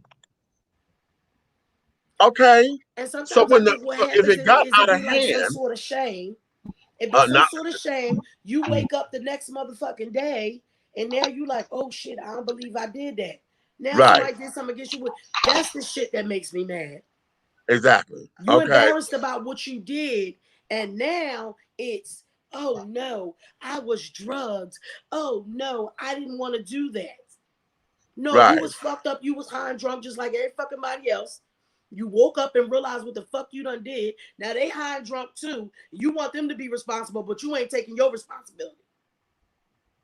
If everybody high and drunk, who's supposed to take responsibility? Lord, okay. Wait a minute. Come on. Actually, you ain't seen the Chuck Berry sex tape. He had a white girl eating the groceries and made her wait on the fart. When he farted on her, her hair fluttered up. That was too funny. I could only why the cops got mad and locked him up. Only wonder, I guess. Okay. Yes, ma'am, Nikki darling. I really enjoying playing with the club. LOL meow. About Mr. Leather Gloves. Okay. That's true, y'all. Back in the day, it was hush hush moments being sexually violating, even though they knew who did it and didn't do anything about it. And Yeah, it's still going on honey. right now. That ain't even just back in the day. Parents should be the ultimate responsible for everything, including their child being violated by anyone who they know, either by a family member, neighbor, friend, or partner. I don't know about ultimately responsible, because see, what Yeah, I don't happens think is they're responsible. I think that that they're puts supposed to parents, investigate and they're supposed to yeah, make sure some shit happens. right. And That's what it is. that will fuck up a child even more. Right. To know that their To parents, know that they know and they haven't, Right. because you don't feel right, like you ever protected. right. Okay. Let's see. Unfortunately, I asked that question because it just happens to be my story. Um, it was a kid that lived across the street from us at that time, but his mom and my mom were cool with each other. I was just afraid of telling my parents at the time, and I thought it was punishment for my attraction to females at that time. Wow. Now that's a heavy load. Oh, And princess. that there is oftentimes a lot of us LGBT children, honey, end up going in that direction because we see it as punishment because we know how we're feeling. You know what I'm saying? Or we end up doing stuff because of how we're feeling. I know back maybe 1981, 82, right when I first started going through what I was going through and noticing my changes and stuff, the pressure for me to have sex with the girl was even stronger then than ever before because I knew what I was feeling. It was one thing that I was fighting everybody who kept calling me all the names and stuff. That wasn't that. But when I started noticing I was different, then it became, oh my God, how do I hide it? How do I cover it up? This, that, and other. So oftentimes in moments of violation, especially if it was from somebody who was alphabet, you know, oftentimes we do bear the sting of that because we think for some odd reason it's supposed to happen because they said it that God don't like it, so this must be my punishment. You know, But kind of thing. it's the same way for people who are not in the alphabet community too, because I carried that for a long time, thinking that Right. you know, was this supposed to happen, or being scared to tell, or and I still say to this day, had Brian not shook me out one of them nightmares one night, I probably would have never said nothing. Wow. He damn near gave me shaking baby syndrome. He said, no, today is the day you're gonna tell me why you always having these violent ass nightmares. Why when we see some shit on Ricky Lake and all kinds of shit like that, you crying. You're gonna tell me right now. Right. I was grown and I was still scared to say something. Right. Right. Because I would still see this person. I didn't see him often because I wouldn't go to that other grandma's house and stuff like that. But when I would see him every time, it would take me back. Okay. They should be, but I think the fact that a child can be threatened by their abusers makes them afraid to come forward, mainly That's because exactly they might be afraid of breaking whatever bond their parent may have with that person. Right. Right. Yep. And oftentimes, because you don't want to break up a friendship, whatever the case may be. A whole because then you feeling like it's all your fault. Right. Right. Okay. Yes, man with the breast titty club. Okay. You stupid. Okay. You so stupid. That's true, darling, which is the messed up part of the whole thing by a predator who don't have any regrets at all. Honestly, they need to be burned down like witches. Come on. Well, all witches don't need to be burned down. Okay. Need to be burned down, but them motherfuckers do. Right. I just think people lie for the money. I don't condone rape. I just think people lie where there are rich people with money. I think so too. Mic drop. I don't think it's all the ways that, but it just be so convenient. Opportunity. The opportunity is there to do it. Right. You know, like when people be like, "Well, how you think R. Kelly is guilty, but you don't think Bill Cosby is guilty?" Because R. Kelly was preying on little girls, and all them bitches that was with Bill Cosby was growner than a motherfucker. And even if you felt violated, bitch, why you keep going back? And why you wait till 20 and 30 years to say something? Well, I mean, if you are actually violated, some people never say nothing. So right. That part I don't care about. My thing is, you were a grown motherfucker at those kind of parties. You're coming to the hotel at 3 in the morning. Bitch, you ain't stupid. You going to somebody's hotel 2, 3 in the fucking morning. You know what you going for. Y'all ain't going to talk until 2, 3 in the morning. Right. You call me, ask me to meet your ass at the goddamn hotel at 2 in the morning. No, sir, I'm not coming. And the other part Unless is we together, and I'm like, oh, babe, you at the hotel? Okay. Right. I'm on my way. We know Bill learned that little trick from other folks that was in his circle, but yet none of them have come up on no charges. Exactly. Well, exactly, daughter, exactly, because he's a black man in Hollywood with a big dick, which white women doing drugs wanted more than their shrimp dick white husbands. Well, okay. Hell, JoJo, okay. All right. Okay, well, say what it is. I said what I said, son. Said what I said. Okay. Okay. Okay, let's go here. All right, JoJo. That's my baby. Let's go here. I'm gonna take a commercial break right at this point, and when we come back, yeah, we're gonna finish this because I'm gonna take this into a different direction. Okay. Take it into a different direction. Okay. Kim, we're coming back. Okay, we'll be right back in just a couple of seconds. Well, no more than a couple of seconds. Have you tried? Have you? What is it gonna play? Have you tried Big Rob popcorn? It's a wonderful anytime snack that everyone will love. Available in 3 flavors. Grown and sexy, which is the perfect mix of cheddar, cheese, and caramel. Sugar Shack, a fruitful flavored mix of watermelon and apple. So delicious and good. How about spicy butter and white cheddar? Everyone loves it. That's why it's called good. All Big Rob snacks are manufactured in an FDA approved facility and flash sealed for freshness, safety, and worldwide delivery. To order, call or text 937-367-8650. That's 937-367-8650. Or contact Big Rob via Instagram at HeyBigRob. As the holidays approach, take advantage of the holiday special. Purchase more than 2 bags and receive a free CD. Call or text 937-367-8650 to place your order now. Big Rob popcorn, the perfect snack that you will love. It's so delicious. We're not asking for your permission. We're not seeking your approval. We're claiming what's ours in the name of our ancestors. We are their answered prayers. This is more than a movement. This is a revolution. Black innocence. What are yours today?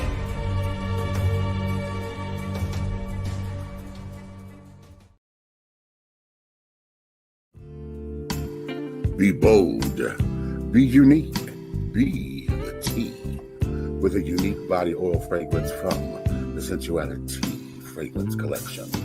The Sensuality Collection embodies a unique array of customized original scents created by Big Meech. Indulge yourself in such fragrances as eye candy, foreplay, anticipation, shower fresh, naked beauty, or pay homage to the motherland and choose an oil from our exclusive Wakanda collection. Over 17 different scents that will tantalize your senses. Order yours today. Log on to www.dishingtea.com for more information. Because remember, it's all about the tea. Sensuality, that is.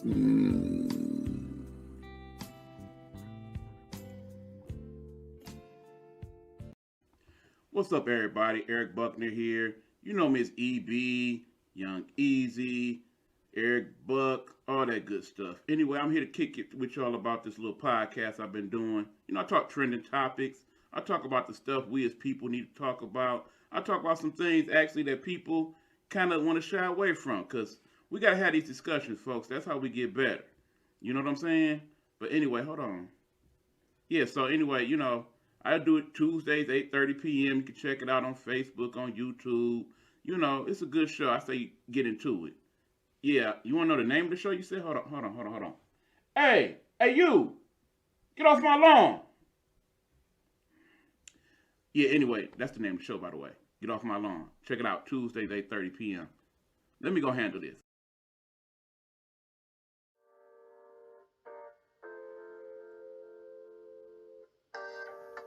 Hello, hello, and hello again. Hey, I'm Helena Hologram. I'm your host of that wonderful show that comes on every Monday night at 9 o'clock p.m. sharp on Facebook Live and YouTube Live.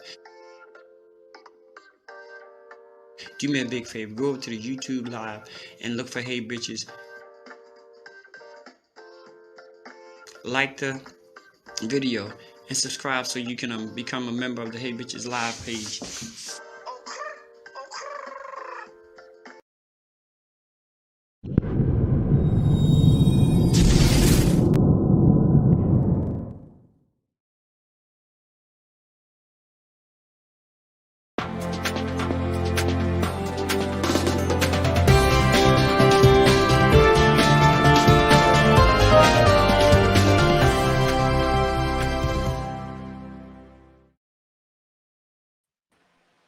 And we are back, and look who just joined us. Big Rizzy.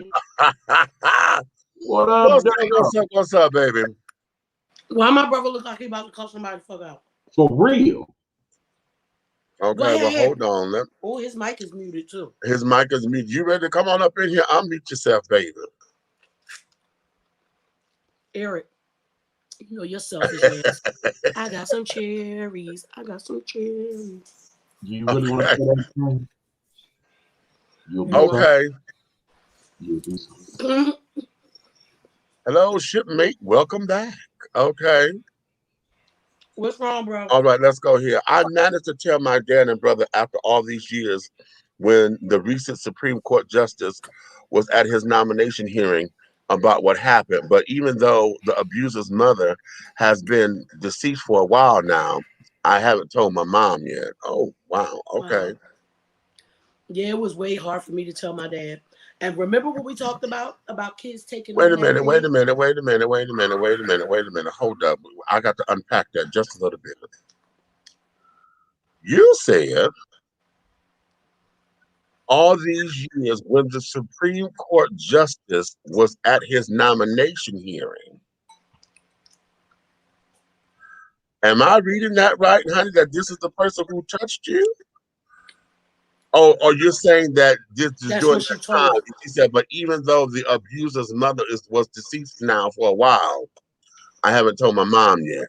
Okay, no. Okay, I got it. You're saying that's what she told. That was during the time. Okay. I had to reread that because I'm like, wait a minute, hold up. But remember how we talked about how kids take on stuff?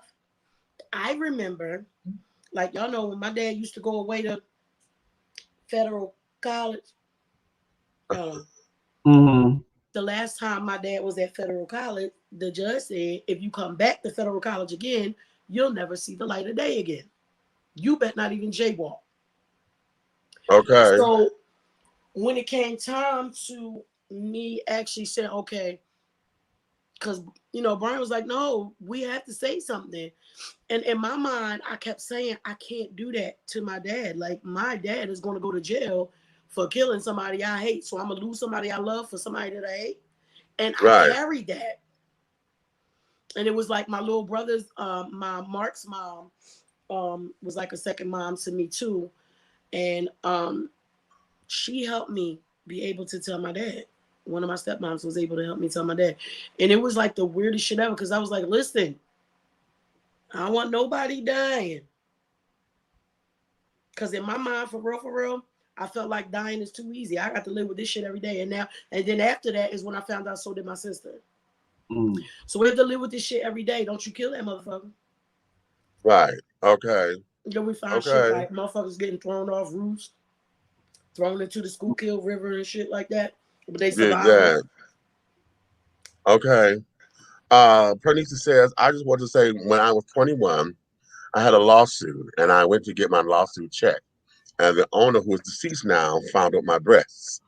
I tried to get other lawyers to go after the lawyer, and many lawyers wouldn't take my case.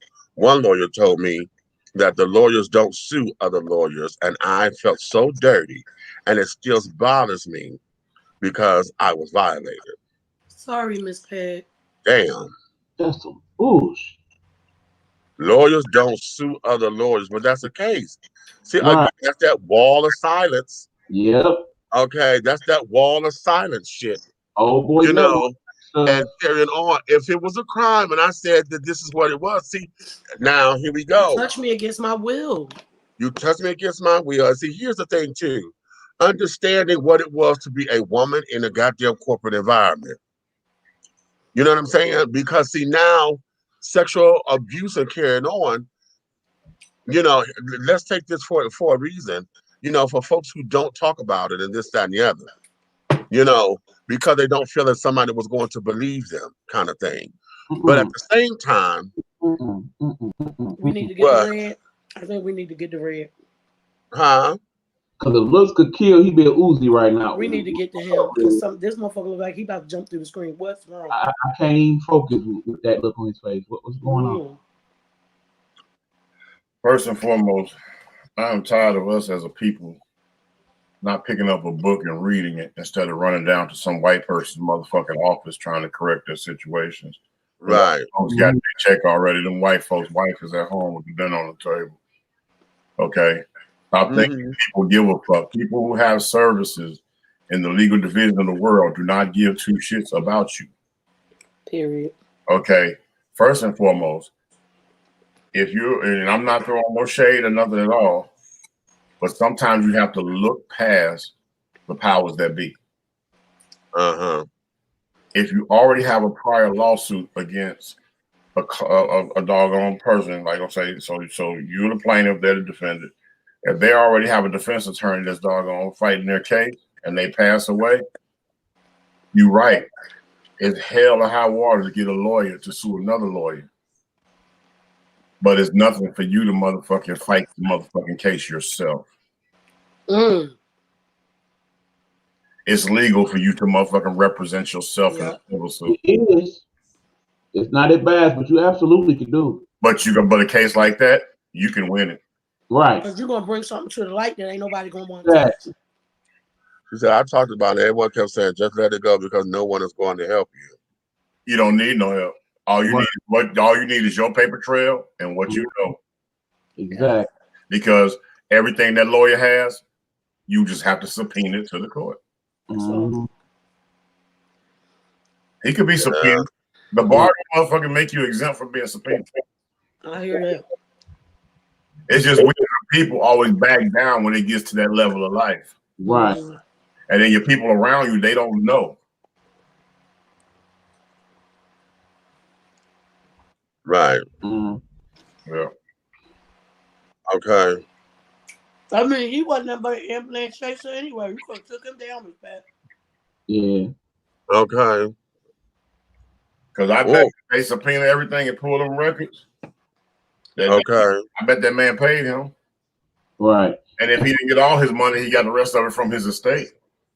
And the thing about that, Miss Pat, usually when people do stuff like that, there's more than one incident. Yeah, they just get away with it because people don't want to talk about it. It's like, it's so messed up to put somebody in that position when they, you know, you go for help and then somebody look at you like you crazy because you trying to get some help for something that don't happen to you.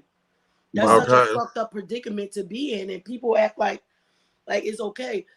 You don't want got to walk around with that, and somebody else, it might not have bothered them. Say it was one of the little flights. It's never okay. Right, no. But I'm saying, you know, some chicks, that shit might have, oh, that lawyer like me. She might be a thought, so she thinks she about to get some money from the lawyer. But a person who has more standards and you done violated the shit out of me, and then I come to such and such for some help, and you making me feel even worse. You done violated me again. How about that? How about that? Okay, how about that? All right. Ray, I'm gonna give you an opportunity to weigh in on a couple of the topics that we had, unless you got something that you want to hit. What's up and going in your head? No, actually, you need to cleanse my mind because I just thought so much ass and pussy tonight. I'm just ready to just get that out. Okay, well, I guess that's a good thing. You ain't coming in mad as we thought you were. Oh no! Actually, it looked like you was about to shoot somebody through the damn screen. There's a plethora of yes, Lord Jesus Christ. I thought maybe he had read that long soliloquy that was in the damn comments from yesterday. Yeah, that part. That's what I thought he. No, I'm just thinking about some things, but at the end of the day, This being that wonderful Sunday that we do, I'm gonna tell y'all like this. Oh Lord, here it comes. Fuck all you motherfucking rednecks and jelly eating ass motherfuckers in the state of motherfucking Georgia that think you got a rite of passage because you motherfucking white. The next one to cut me off, I'm gonna bust at your ass. Do we understand each other? I'm going to bust at your ass the whole clip. Do we understand each other? Because I am sick of that shit. Because you know what? It happened 3 times today.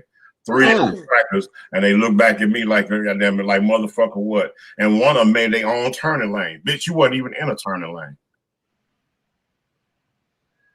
So I'm gonna tell you like this: keep fucking around, cause my Georgia's blue. Now, I said blue peaches, honey. Blue peaches. Fuck wrong with y'all? Blue peaches. Well, how about that? Well, let's talk about the lack of representation in blacks in films and stuff, honey. Since we do you think that our representation is one note? Meaning everything that we have and carrying on, be into relationships and relationship squabbles and carrying on, when we haven't ventured out into sci-fi and children's stuff and business movies. We don't have a lot of business movies out there that talk about. We have them. I just think they're the not hustle of the mainstream. It's Right.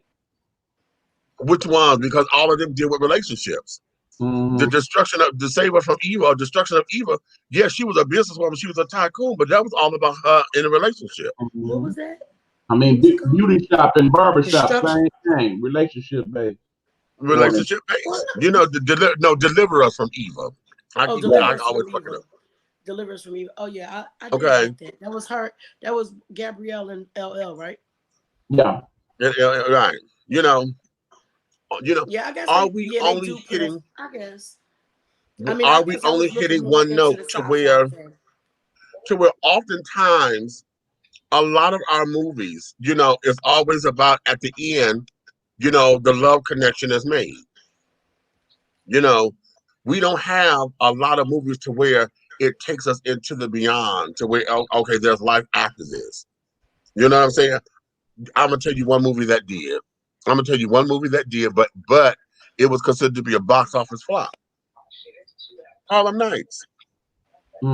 I loved Harlem Nights. Honey, that there is a cult classic. No doubt. But at the end, nothing in there was. The focus of that was not about relationships. Nope. That was even the sexual parts was still about business. Right. Sunshine. Right. And that was about black business. Folks, the black gangsters got over on the white gangsters. And got the fuck out of there. And got the fuck out of Dodge. Okay. That is a perfect example, Meech. That is a perfect example of it not being about relationship. It was amazing. It was. And we know, like you said, it was a cult classic. Everybody that you know can name a line from Harlem Nights. Okay. Because I use it all the time. We be like, put your mother on the phone. Okay. I never come home. Right. Right. Now you know I'm trying to get into this whole little TikTok thing. I've done a few of them. I like them. I have not done any TikToks, and I think I'm gonna try to do one. But if I do, I'm gonna do Vera Walker. Oh, okay. I did Medea. When it was like I said, when the little girl was like, I said, I don't feel like it. And it was like, I'm about to go back to jail. So yeah, I did that one. And then it was the right bitch, wrong day, some shit like that. I forgot. I gotta go back and look. But I did those. They was cute, and Cole liked to do them from time to time too. It's funny, and I think you could do real good. Now, see, I would want to do the Vera Walker one where she be like, I'm in charge of the girls. That's the one. Right. Well, I want to do them both. I want to do them. That is that one, and I need to do Benny. Why is it just a swallow left in the container? You got my mom all ready for some oranges. It's just a swallow left in the container. Okay. Just swallow it and shut the fuck up. You shut the fuck up. So look. Okay. It need to be you Just and drink Red. it, bitch. It need to be you. It need to be both of y'all. So he be like, well, swallow it and shut the fuck up. Shut the fuck up. Okay. Shut up, bitch. You just the dumbest ass in captivity. Okay. Your mama.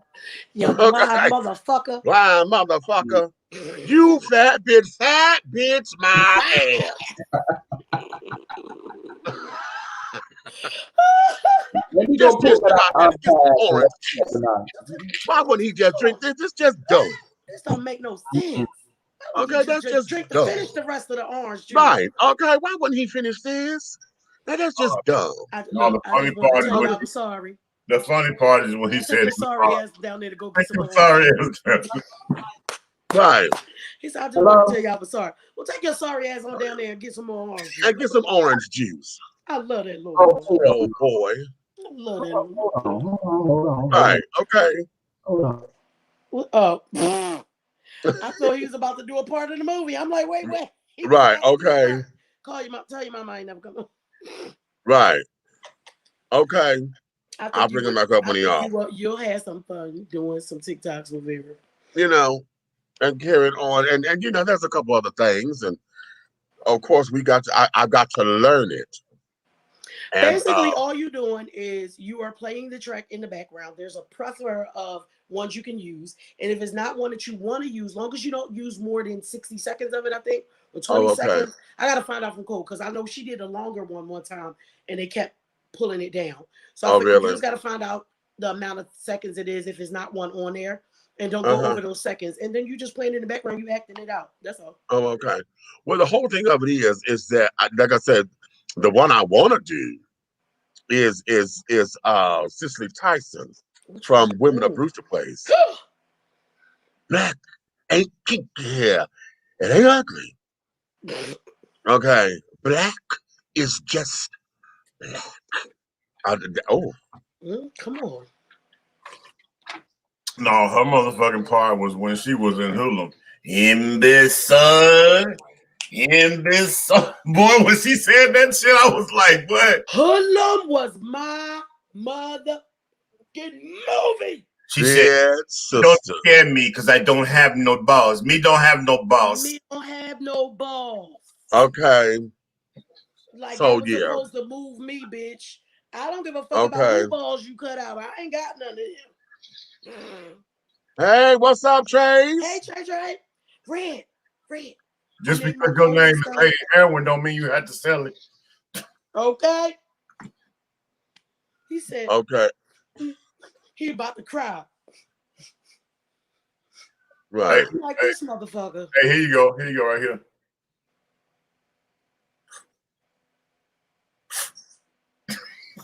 Look at JoJo. JoJo ignorant ass. Look. Oh, yeah. Okay, it's like, right, in the bank. Right. Did you see JoJo thing? Put it back up there so Red can read it. JoJo is a mess. I love the shit out of JoJo. It's like Stella got her smack. I mean, when she got her groove. She got a groove back. Look, or JoJo, or whatever the fuck they said.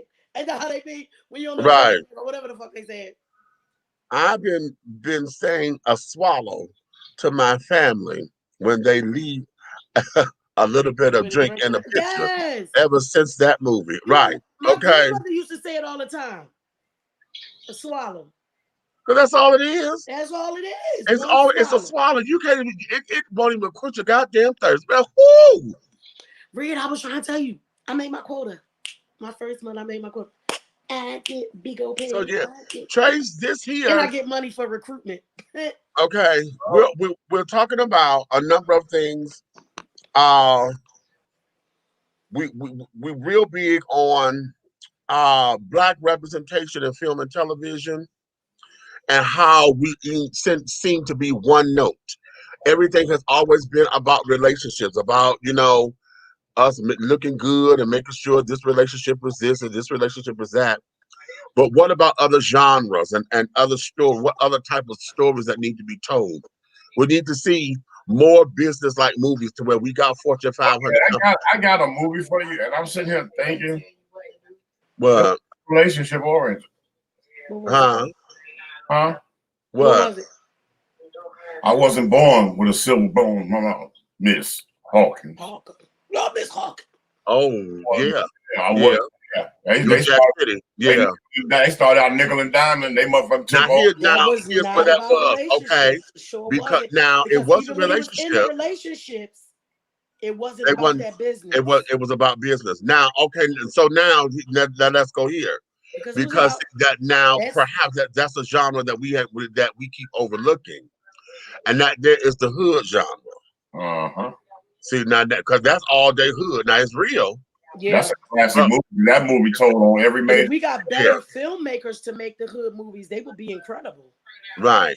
I applaud the Okay. young guys, the young people that are doing them because they doing their thing. Because listen, I was on a whole season of motherfucking Atlanta's Ugly. Second Right. season in the first couple Right. episodes of the third season.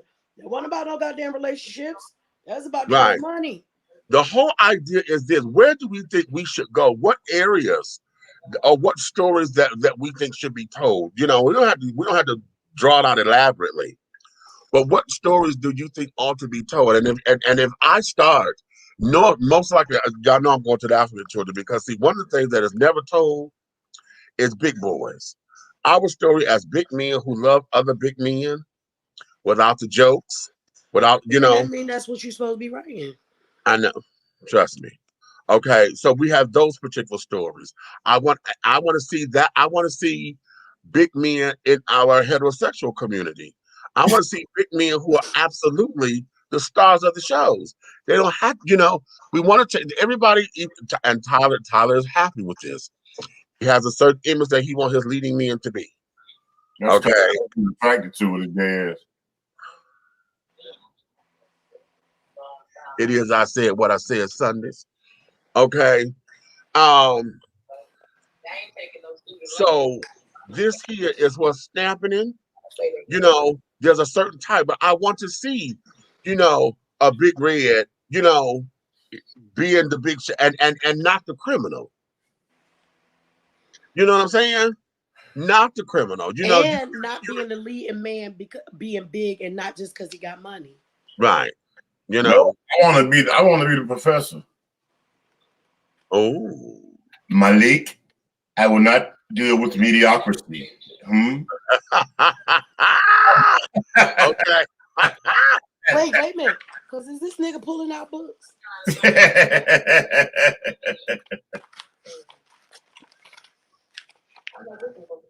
Pulling out Awakening.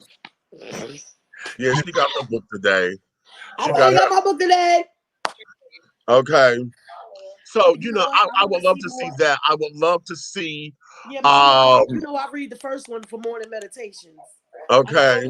Hey, what y'all know about this? Which one? Oh, who was that by? Isaiah Donaldson. Okay. I don't know that one. Re-educate the culture. And what turned me on was the subject matter of it that's in here. And then another thing too. What is it? When we were broke, they were rich. When we were broke, they were rich. That's the name of it. It says why we're broke and they're rich. Oh, okay. Okay. And of course, you already know what this book is. Okay. That looked like you got that out of Pizza Wally. Did you get that one out of Pizza Wally? No, the guy was out there with him, and I got them reach my hand out like, let me get one. Because in Pizza Wally is an Islamic pizza store down here in Forest Park. And they have free Qurans in here.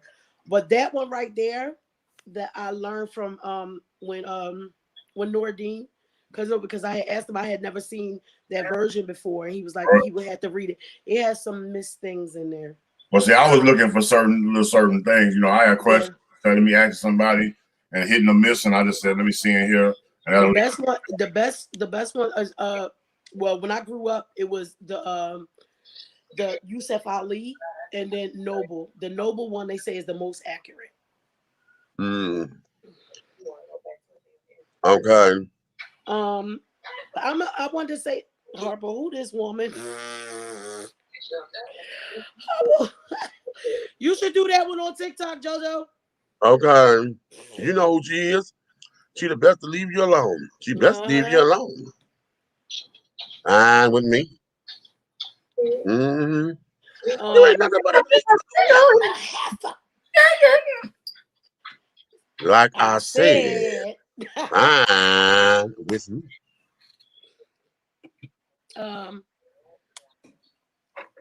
I think, like, especially when it comes to film and stuff, us as Black people as a whole, Hey, I love the way that we have come from.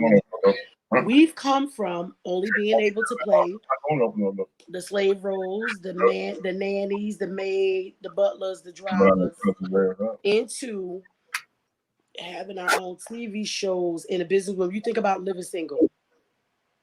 You know what I mean? They were successful women living and stuff like that, girlfriends, stuff like that. You know what I'm saying? And even though they were always going around different people's relationship and stuff, it wasn't the base. We think about remember when the WB and everything was like all Black, UPN, everything was Black on there. And it wasn't just us about being drug dealers, maids, and all of those stuff. So I think that was a wonderful time. I know I want to move more into, like I said, with the sci-fi stuff. Henceforth, Creole Queens. You know what I'm saying? It's going to go into the depths of who we are as a spiritual people. Not religious, spiritual. Right. So back to the things that we got from our ancestors and stuff like that, and going deep into it, and going into the good and the evil of it. Right. I'm gonna tell you what I'm saying. So let me tell you some stories. I call these hidden stories. That probably could be some inspirational stories. Exactly. Like checkers and rallies, right? Right. Be honest with you, that was a Black drug dealer that met somebody that taught him how to franchise, and he got out of there. Yeah, those kind of things. I like that too. Tell those stories, how somebody doggone changed their train of thought into something positive. I used to tell little drug dealers that all the time. Do you know what you can do with that mind of yours if you did something positive with? First of all, motherfucker, you're a mathematical genius, and most of y'all are chemists and don't even know it. Y'all chemists and you don't even know it. Gangbangers. What I say that time, Mish? I seen the motherfuckers throwing up so many gang signs. I said, do y'all know you motherfuckers are bilingual? Right. Because if you can learn that, you can learn actual sign language. You can learn sign language, and have right. a good ass damn job interpreting. You get a dope ass job if you're willing to travel interpret. How about that? You're traveling anyway. Y'all make up your own language. Think about the guys in prisons and stuff. They got the whole thing. You make up a whole motherfucking another language. Bitch, learn another motherfucking language and go work for the UN. Your mind has the capability to do these things. Y'all show it. Right. But there's nobody to teach you that you can change that mind thought and use those same talents and gifts that you have and take this shit over. Because that's what they're scared of. They scared that you're going to learn to use your powers for good. Well, as long as you're using them to be a villain, baby, they all right with that. Because they know that you either going to die or be in jail. Control the population. Right. Catch that. Okay. But you turn around and start using your powers for good, they get scared. They get nervous. But we got the right reason I said that, because this is what I'm getting at. Look how powerful the bloodline of creativity and ingenuity is in the United States, period. That makes the world function. Right. Look how much Afro-American blood has been poured into that has created these things. People don't even know. You sit at a fucking stoplight, somebody Black has something to do with that. Everything we do. Everything you do, their hands are in it. When you click that damn remote because you motherfuckers don't want to pick up a buck.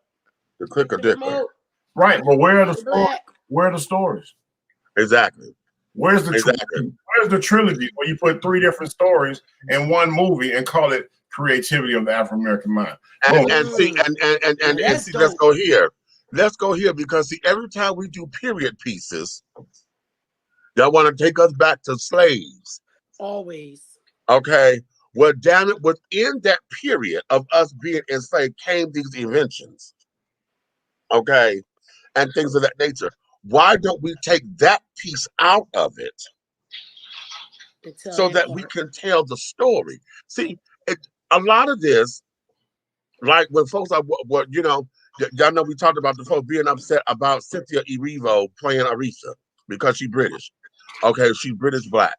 We got the children that were mad because the British black actor played the guy in 12 Years a Slave and this, that, and other. Okay. But why is it every time we got to shine or whatever, or you want to say, oh, this was a good movie, this is so good. Hell, Cynthia played Harriet.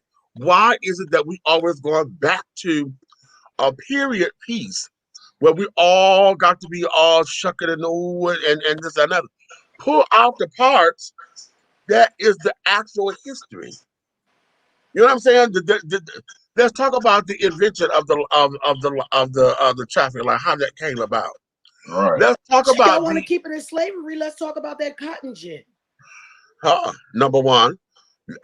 How about to increase that motherfucking productivity? You said the motherfucker came up with it because they was being lazy, but motherfucker, they made you more money because they were able to do it quicker. Right. How about that? How about the whole idea that Henry Ford was not the first automaker? No, he wasn't. Henry Ford was the man who got it patented first. Yep. What I say every show? It was a black man who did it first. The whole assembly line thing, that was a black man who invented that. Henry Ford got the patent. I tell y'all every time. And that's why Henry Ford got the name as being the one to do it.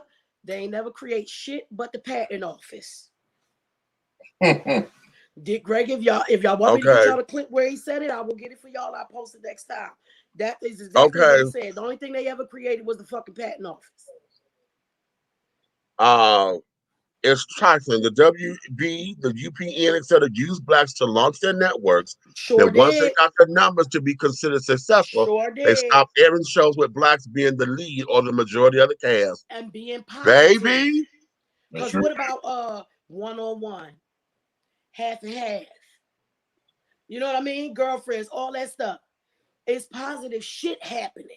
Y'all want us to always be in that negative light. And when you had that whole lineup, come on.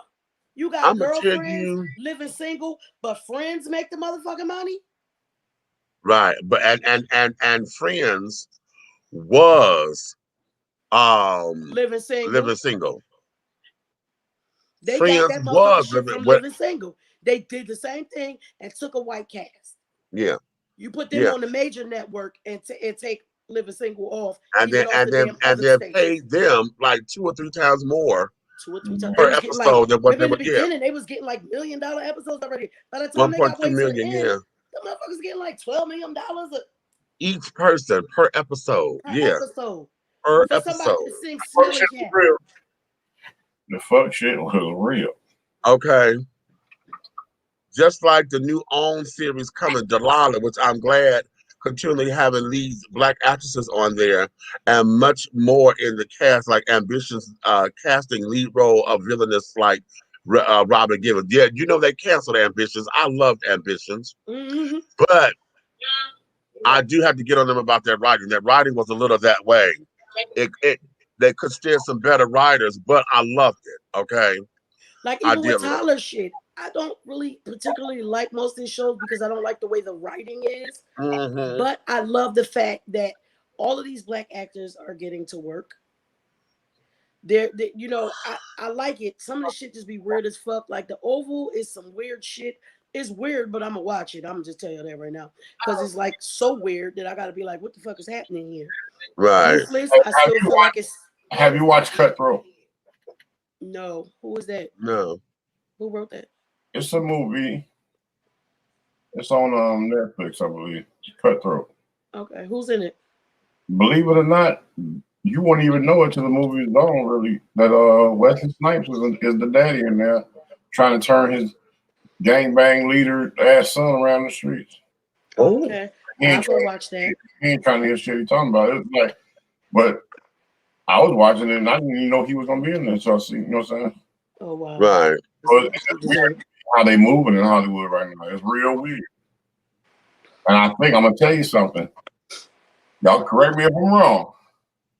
But a lot of that Hollywood shit that they're doing right now is based on the success of Tyler Perry. They're trying to motherfucking destroy that. And they try, yes, because if they could recreate the shit that he does, then they could try to put him out of business. Yeah. People can say what the fuck they want about Tyler. I'm going. Listen, here's where this is. And the businessman that he is, I cannot fault him for, because he has solidified his audience. Yep. Okay.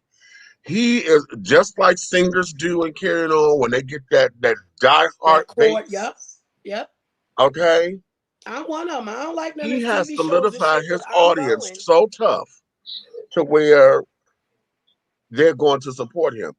I support him because as a black man, I support his work. I have not seen everything. I've seen most of it. I haven't seen everything. I think his writing is just so soap opera-ish. So well, I support Tyler because of where he started. I love stage plays. So whenever I feel like he's going to put out a stage play, I'm going because I just love it. And I love it. Anybody that was 15 seconds from eating a sandwich out of the motherfucking trash can. Come on. Where he at right now. Come on. I got my vote. Right. And I admire his hustle and carrying on as a stage play writer, you know, and carrying on. He's motivation. I just get tired of folks thinking that my work is supposed to be like his. About honey, that's Tyler stuff.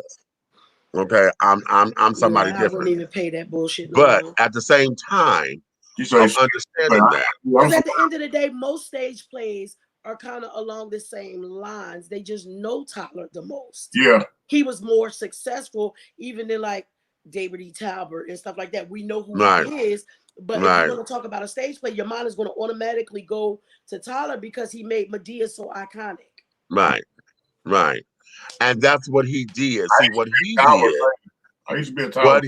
did was he kept it going. Every time you went to a play, it was a Medea play. So the character became iconic versus it was a different show. Right. You know what I'm saying? No matter what the message, and that was another thing in the plays. And I can honestly say I don't like his movies as much as I like the plays, except for I think Witness Protection. I like that one. And the one Witness Protection had Romeo in it. With the one that had Bow Wow in it, Byron. Oh, and Medea's Funeral. Yeah, I like those things. But other movies, I just was like, because I'm so invested in the stage plays and what the stage plays gave me. There's always a lesson in them. Right. It is if you're willing to pay attention. And he always had good actors. His actors, you ever go to a play and actors don't have good timing? Yeah. That shit fucks up everything. His actors always have very good timing. And because he hires singers who act. Right. Versus actors who sing. Can sing. He hires singers. No, he hires singers who act. There's a very big difference. Lady named the dark lady that played Miss Emma all the time. She played Miss Emma on Why Did I Get Married? The show. She played the maid of Tasha and Spawn. They made in the house. The little smart ass lady. You ain't never watched Why Did I Get Married? The show? No, not the show. Okay. Well, that's the lady. She's like the dark-skinned lady with the glasses. She be in a lot of the plays. Okay. And the family in the class reunion, she was Cheryl Pepper C. Riley's mom. Okay. This one, when I tell you this lady can sing up between her and that goddamn look and that damn Cora, y'all. I've never sat in when I would go to the Freedom Theater. No, the Merriam Theater. Freedom Theater is where we went to camp and stuff for dance. The Merriam Theater, I've never sat in further back than a 5th row center in a Tyler Perry play. When them motherfuckers sing, that shit pierce your soul. So I was a fan ever since. And well, Medea, I'm gonna tell you something. One thing you can't like with Medea, if you think about it's been a few times that he has made sure that it was a household name. by being on tour with a play and having a movie in the theater at the same At time. the same time. Right. For people who may not like the musical part of it, we all love music, but there are so many more people who will say, I like the movies because it ain't all that singing and shit. Right. But even that, I'll be totally appalled when somebody say that. Medea's in two places at one time.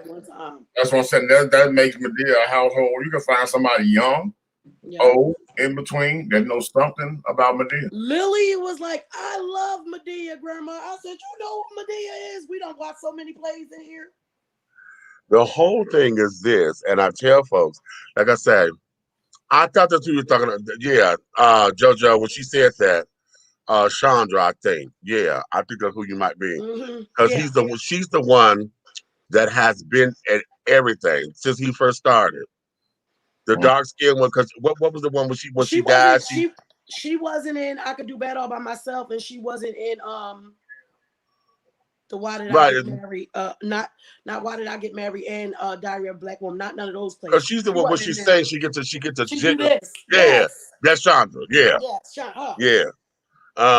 Because I think we first seen her in the class reunion one, and then from that on, she's been in almost everyone. But she has been. He gives her all of the props and carrying on, because when he first started with everything, she is the one person that has been there from the very beginning. She's in Candy's play. Oh, okay.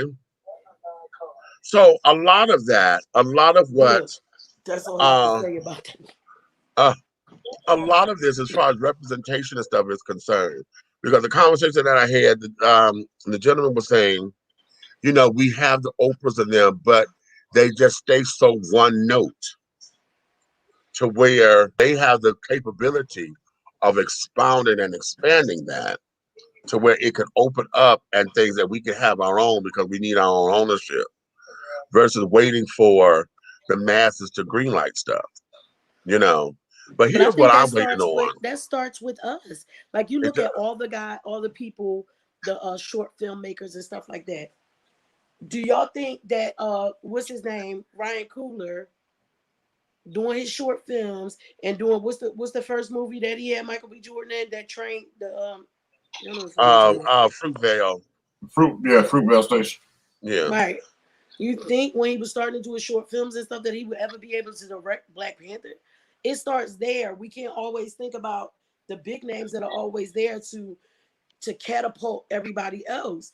Like I look at the guy Reality, the one who wrote and made Atlanta's Ugly. They're in like their 5th season right now. Because we were talking to them and he was like, come pull up so y'all can come. We miss y'all. You know what I'm saying? And every time I turn around, he's on a different radio show and they doing this and they doing that. I think when we want those things, I think we have to start going for them and stop worrying about if Oprah or Tyler.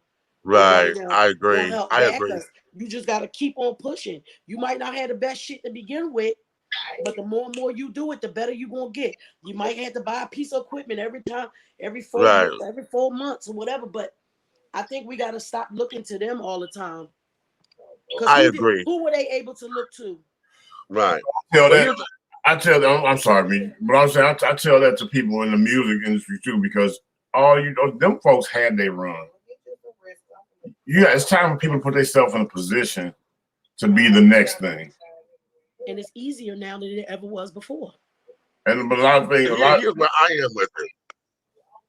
Here's why I am with it, because see, Tyler and Oprah and those that got coin like that, they could start a distribution company. It could.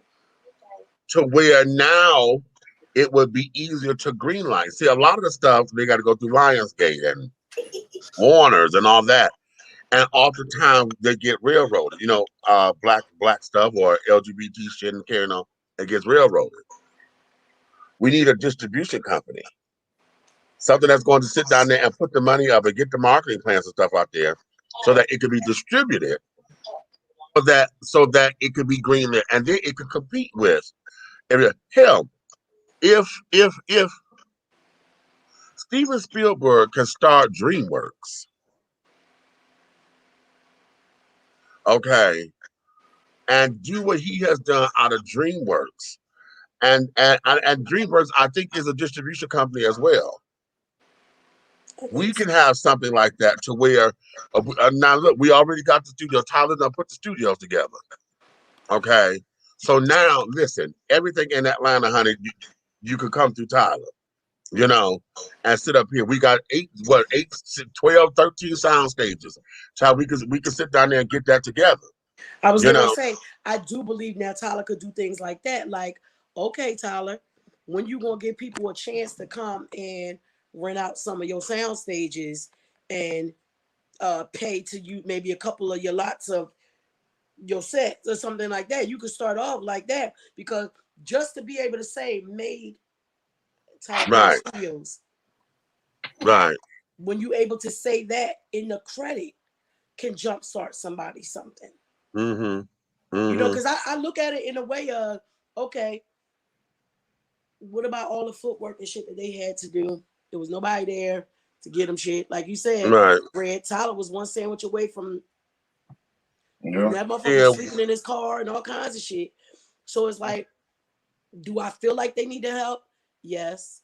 But do I also feel like there are more things that we could do that these people, when they had to come up, that they were able to do because we have the web and all that stuff now? We have social media. We got every outlet where you're able to put your stuff, send the shit to motherfucking Amazon. They'll put it on Amazon Prime. I done seen some fucked up, poorly ass done short films and shit like that, but it's on there. Right. I done seen some garbage. And that that's a lot of my motivation, because I'm like, listen, they got product. You know, fucked up, but they got product. I don't give a damn. Right now, I'm talking, they got shit that folks are actually looking at. Or I done saw at the $5 bin at Walmart. I looked at one day. I'm telling you, I went on YouTube the other day. I don't even know why, but Atlanta's like had popped up in my thing, and it was one of the old episodes. I was like, oh shit, look at me. I was like, look, shoot that motherfucker over there. Right. There. So that means if they could do it, we could do it. Reality don't even have the shit that we got. Right. He was just doing it off the muscle. He had a couple cameras and microphone. Right. That motherfucker find locations where ain't nobody gonna call the cops on us for not having a goddamn permit. Okay. Guerrilla filming, honey. Go look at Atlanta's ugly. Baby, it's a lot of scenes down, 5 points. You know what? That I know everybody here saw, well, you know, y'all saw that comedy skit I did with the Uber thing, right? That shit is fuck hilarious. Y'all, he ain't got no fucking sense. So we shot that at Greenbrier. That's what I'm saying. On some guerrilla shit. Security showed up. But then I doggone went, I y'all stand down, let me holler. And I doggone went over there and chopped it up with him. By the time my doggone sister girl her to death and told her about, goddamn, it was a project for us to graduate, you know what I'm saying? We in college, but boom, it's a college project. No money being made, boom, boom. You know what I'm saying? It's nothing like that. And she was like, what? And she was like, I said, yeah, I'm a comedian. And that comedian, that's the actor over there. She was like, oh, wow. So she called the other security cars. They came over there. She said, can we just sit here and watch? I'm like, well, hey, cool. As long as y'all cool. So we're not going to get in nobody's way. Look, that pizza place down Little 5 Point, the one that's right there in the middle. Yeah, I love that place. Because remember we went in there. Me, you, and Taylor went in. Okay, so every time we would go there, all he wanted us to do was make sure we got the pizza place name and the thing. And we just make sure we pay for our own goddamn food. It's a lot of people don't know. If you ask, a lot of people, that's all they want. Yep. Make sure they know they're gonna get free publicity. But yeah, publicity for them without them having to pay for it, honey, is everything for a business. Thank you. Okay. And people don't realize that. Like, it's like barter with your gifts. Your gift of acting or filming or whatever, barter with your gifts. You can get your shit done. See. You got to start somewhere. Wait a minute, JoJo, what you say? Just like the newcomer Corey Knott got his own production on the YouTube network. Okay. That's just like I went down there and I went down like that Thursday night to check out that thing that they doing with On Blast, right? Right. Okay. Once I felt out what was going on, I went to the next event, see how it was with the car clubs coming. I had doggone chopped it up with the girl who were over it so tough, and then come to find out I already had some doggone past conversations with the owner. Okay. I didn't even know she was the owner because she's the owner of another spot up the street. Right. So here it is. When I said, well, that's when I started finagling and putting us in the thing. And by the time I got through talking, they don't want nothing but doggone for us. If we come in there and do our show, all we had to do is shout out on Blast Radio and the atrium on Thursday nights every now and then during the show. That's okay. It. We ain't got to pay to do nothing, and they don't want to give us the best angle, the best section in the house, so we can. So it's like we literally can doggone do dish and tea on the couch in there. That couch is that long. How about that? Okay, I go back to our filming days. I was getting ready to say I can't wait till we go back. I mean, I love this because this is convenient, but I feel like it's making me lazy. If we wanted to go and shoot some type of special show, we want to do a special. Yeah. But I feel like this is making me lazy. Okay. Like Triangle Series on YouTube is one of the prime examples with their own production, and the show from season 1 and beyond is fierce. And Tyler Perry's The Oval. If loving you is wrong and the have and the have-nots. Okay. Yep. Okay. So that there is that. So now, all right, children, we done covered all of our stuff, and y'all would okay. That there is that. What we're going to do here, I'm going to close this down because he tired. Look, I'll tell you later. I can't go super blast with this, but I put something in the private chat. Y'all see that? No, the fuck. Really? I'm coming. Okay. I'm coming. Right. Okay. Oh wait, that's what day? Thursday night. That's my birthday. I know. We were supposed to be doing a watch party, but I don't know, Mish. We might be watching there. Honey, I got it on record. Well, I just got that. Well, is that what we hold on? We're here. This is it. Let me shut this down because we got to talk. Okay. Okay. So here's the thing, children. This is what I said Sundays, and one of the things that I will say to you all is this: our platform is designed to make sure that everyone has a voice. Everyone is able to speak their minds and carry on. We may not always agree, and yes, there are going to be times where I will cut you the fuck up and be mad and cuss your ass the fuck out. Sorry, not sorry. No, ain't no need to be a sorry because goddamn it, I said sorry, not sorry. I know, I know, and that's why I'm coming behind it. Ain't no need to even be sorry, but I'm not being sorry, okay? Because the whole thing of it is, as human beings, honey, this is what life is all about. It gives us the holy grail, honey, of what experiences are all about. So from time to time, honey, we may say some things here. We don't mean to offend, but because you're human, you just might. Okay. So if anyone has been offended by anything, we will have our apologies and stuff now at this moment. Send out greater apologies and those kinds of things, because that's never the intent to offend you. However, I will say this. I know that some of y'all will come up in here and it is your intent to piss me the fuck off. And start some shit. Okay, and start shit. So because of that, honey, it will get dealt with properly. So that's the time I tell y'all, if you come out of a bag, honey, I'm gonna come out of a bigger bag. Okay. So having said all that, my darling, you may finish all of your crumpets because the tea has been dished. And you've been dishing tea, darlings, with Big Meats and Aunt Nikki and the big guy ally over there, that's Big Red, and our special correspondent, honey, all the way from the Nighthawk Network, honey. Aaron Buckles in here was doing his thing. And all of that, honey. Y'all know he don't be doing that. Okay, so if you love us, tell your friends, honey. If you hate us, tell all of your motherfucking enemies. But do know this. Everything that we're doing over here, honey, one way, shape, style, form, or fashion will move forward. All right? As I said, y'all see my Cash App down there, honey? Today is the official start of my birthday season, and I forgot to call my Uncle Kenneth, because today is his 80th. Today is birthday, right? It's his 81st birthday and things. So, so I start mine because today is his. So this is how the season starts. So having said all that, honey, hello there to year 51. Oh, anybody, if y'all need to, the full moon's still gonna be for the 2 more days. We need to put the crystals outside, gonna do it. Okay, right. I put mine out already. Recharge your crystals, children. Okay. So on that note, my darlings. Wait a minute. Let me make sure I got everything here. Yeah, there we go. All right, so on that note, babies, we will see you guys. It may not be Thursday. We thought we were gonna do it. It may not be Thursday.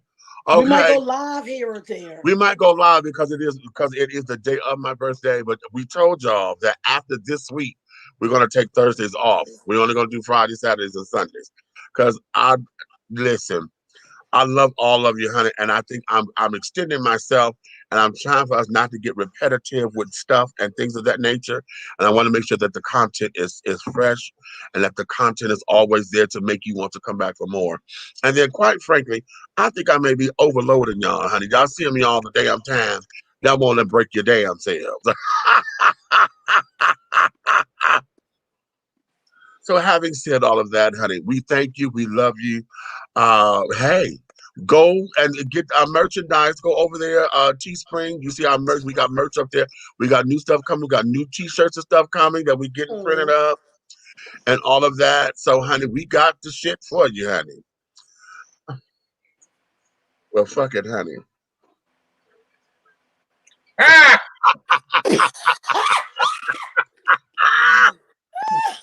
Oh, wait a minute. Before we go, breaking news. Hasbro decided to leave Mr. fucking Potato Head alone. Thank you, God. Look at God. They decided to leave Mr. Potato Head a motherfucking alone. Thank you, because that was straight up. Because it was dumb. It was fucking dumb. Okay. So on that note, honey, woo!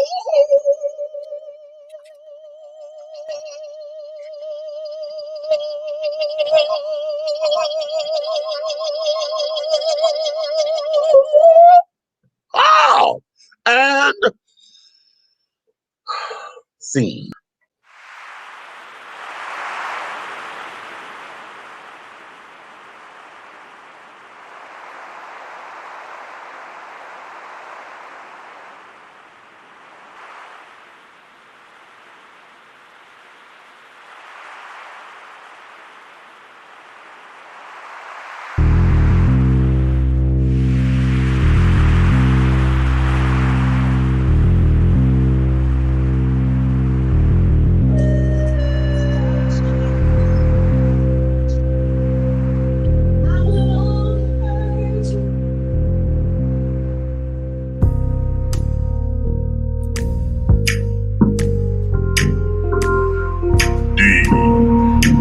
Love it when a brother goes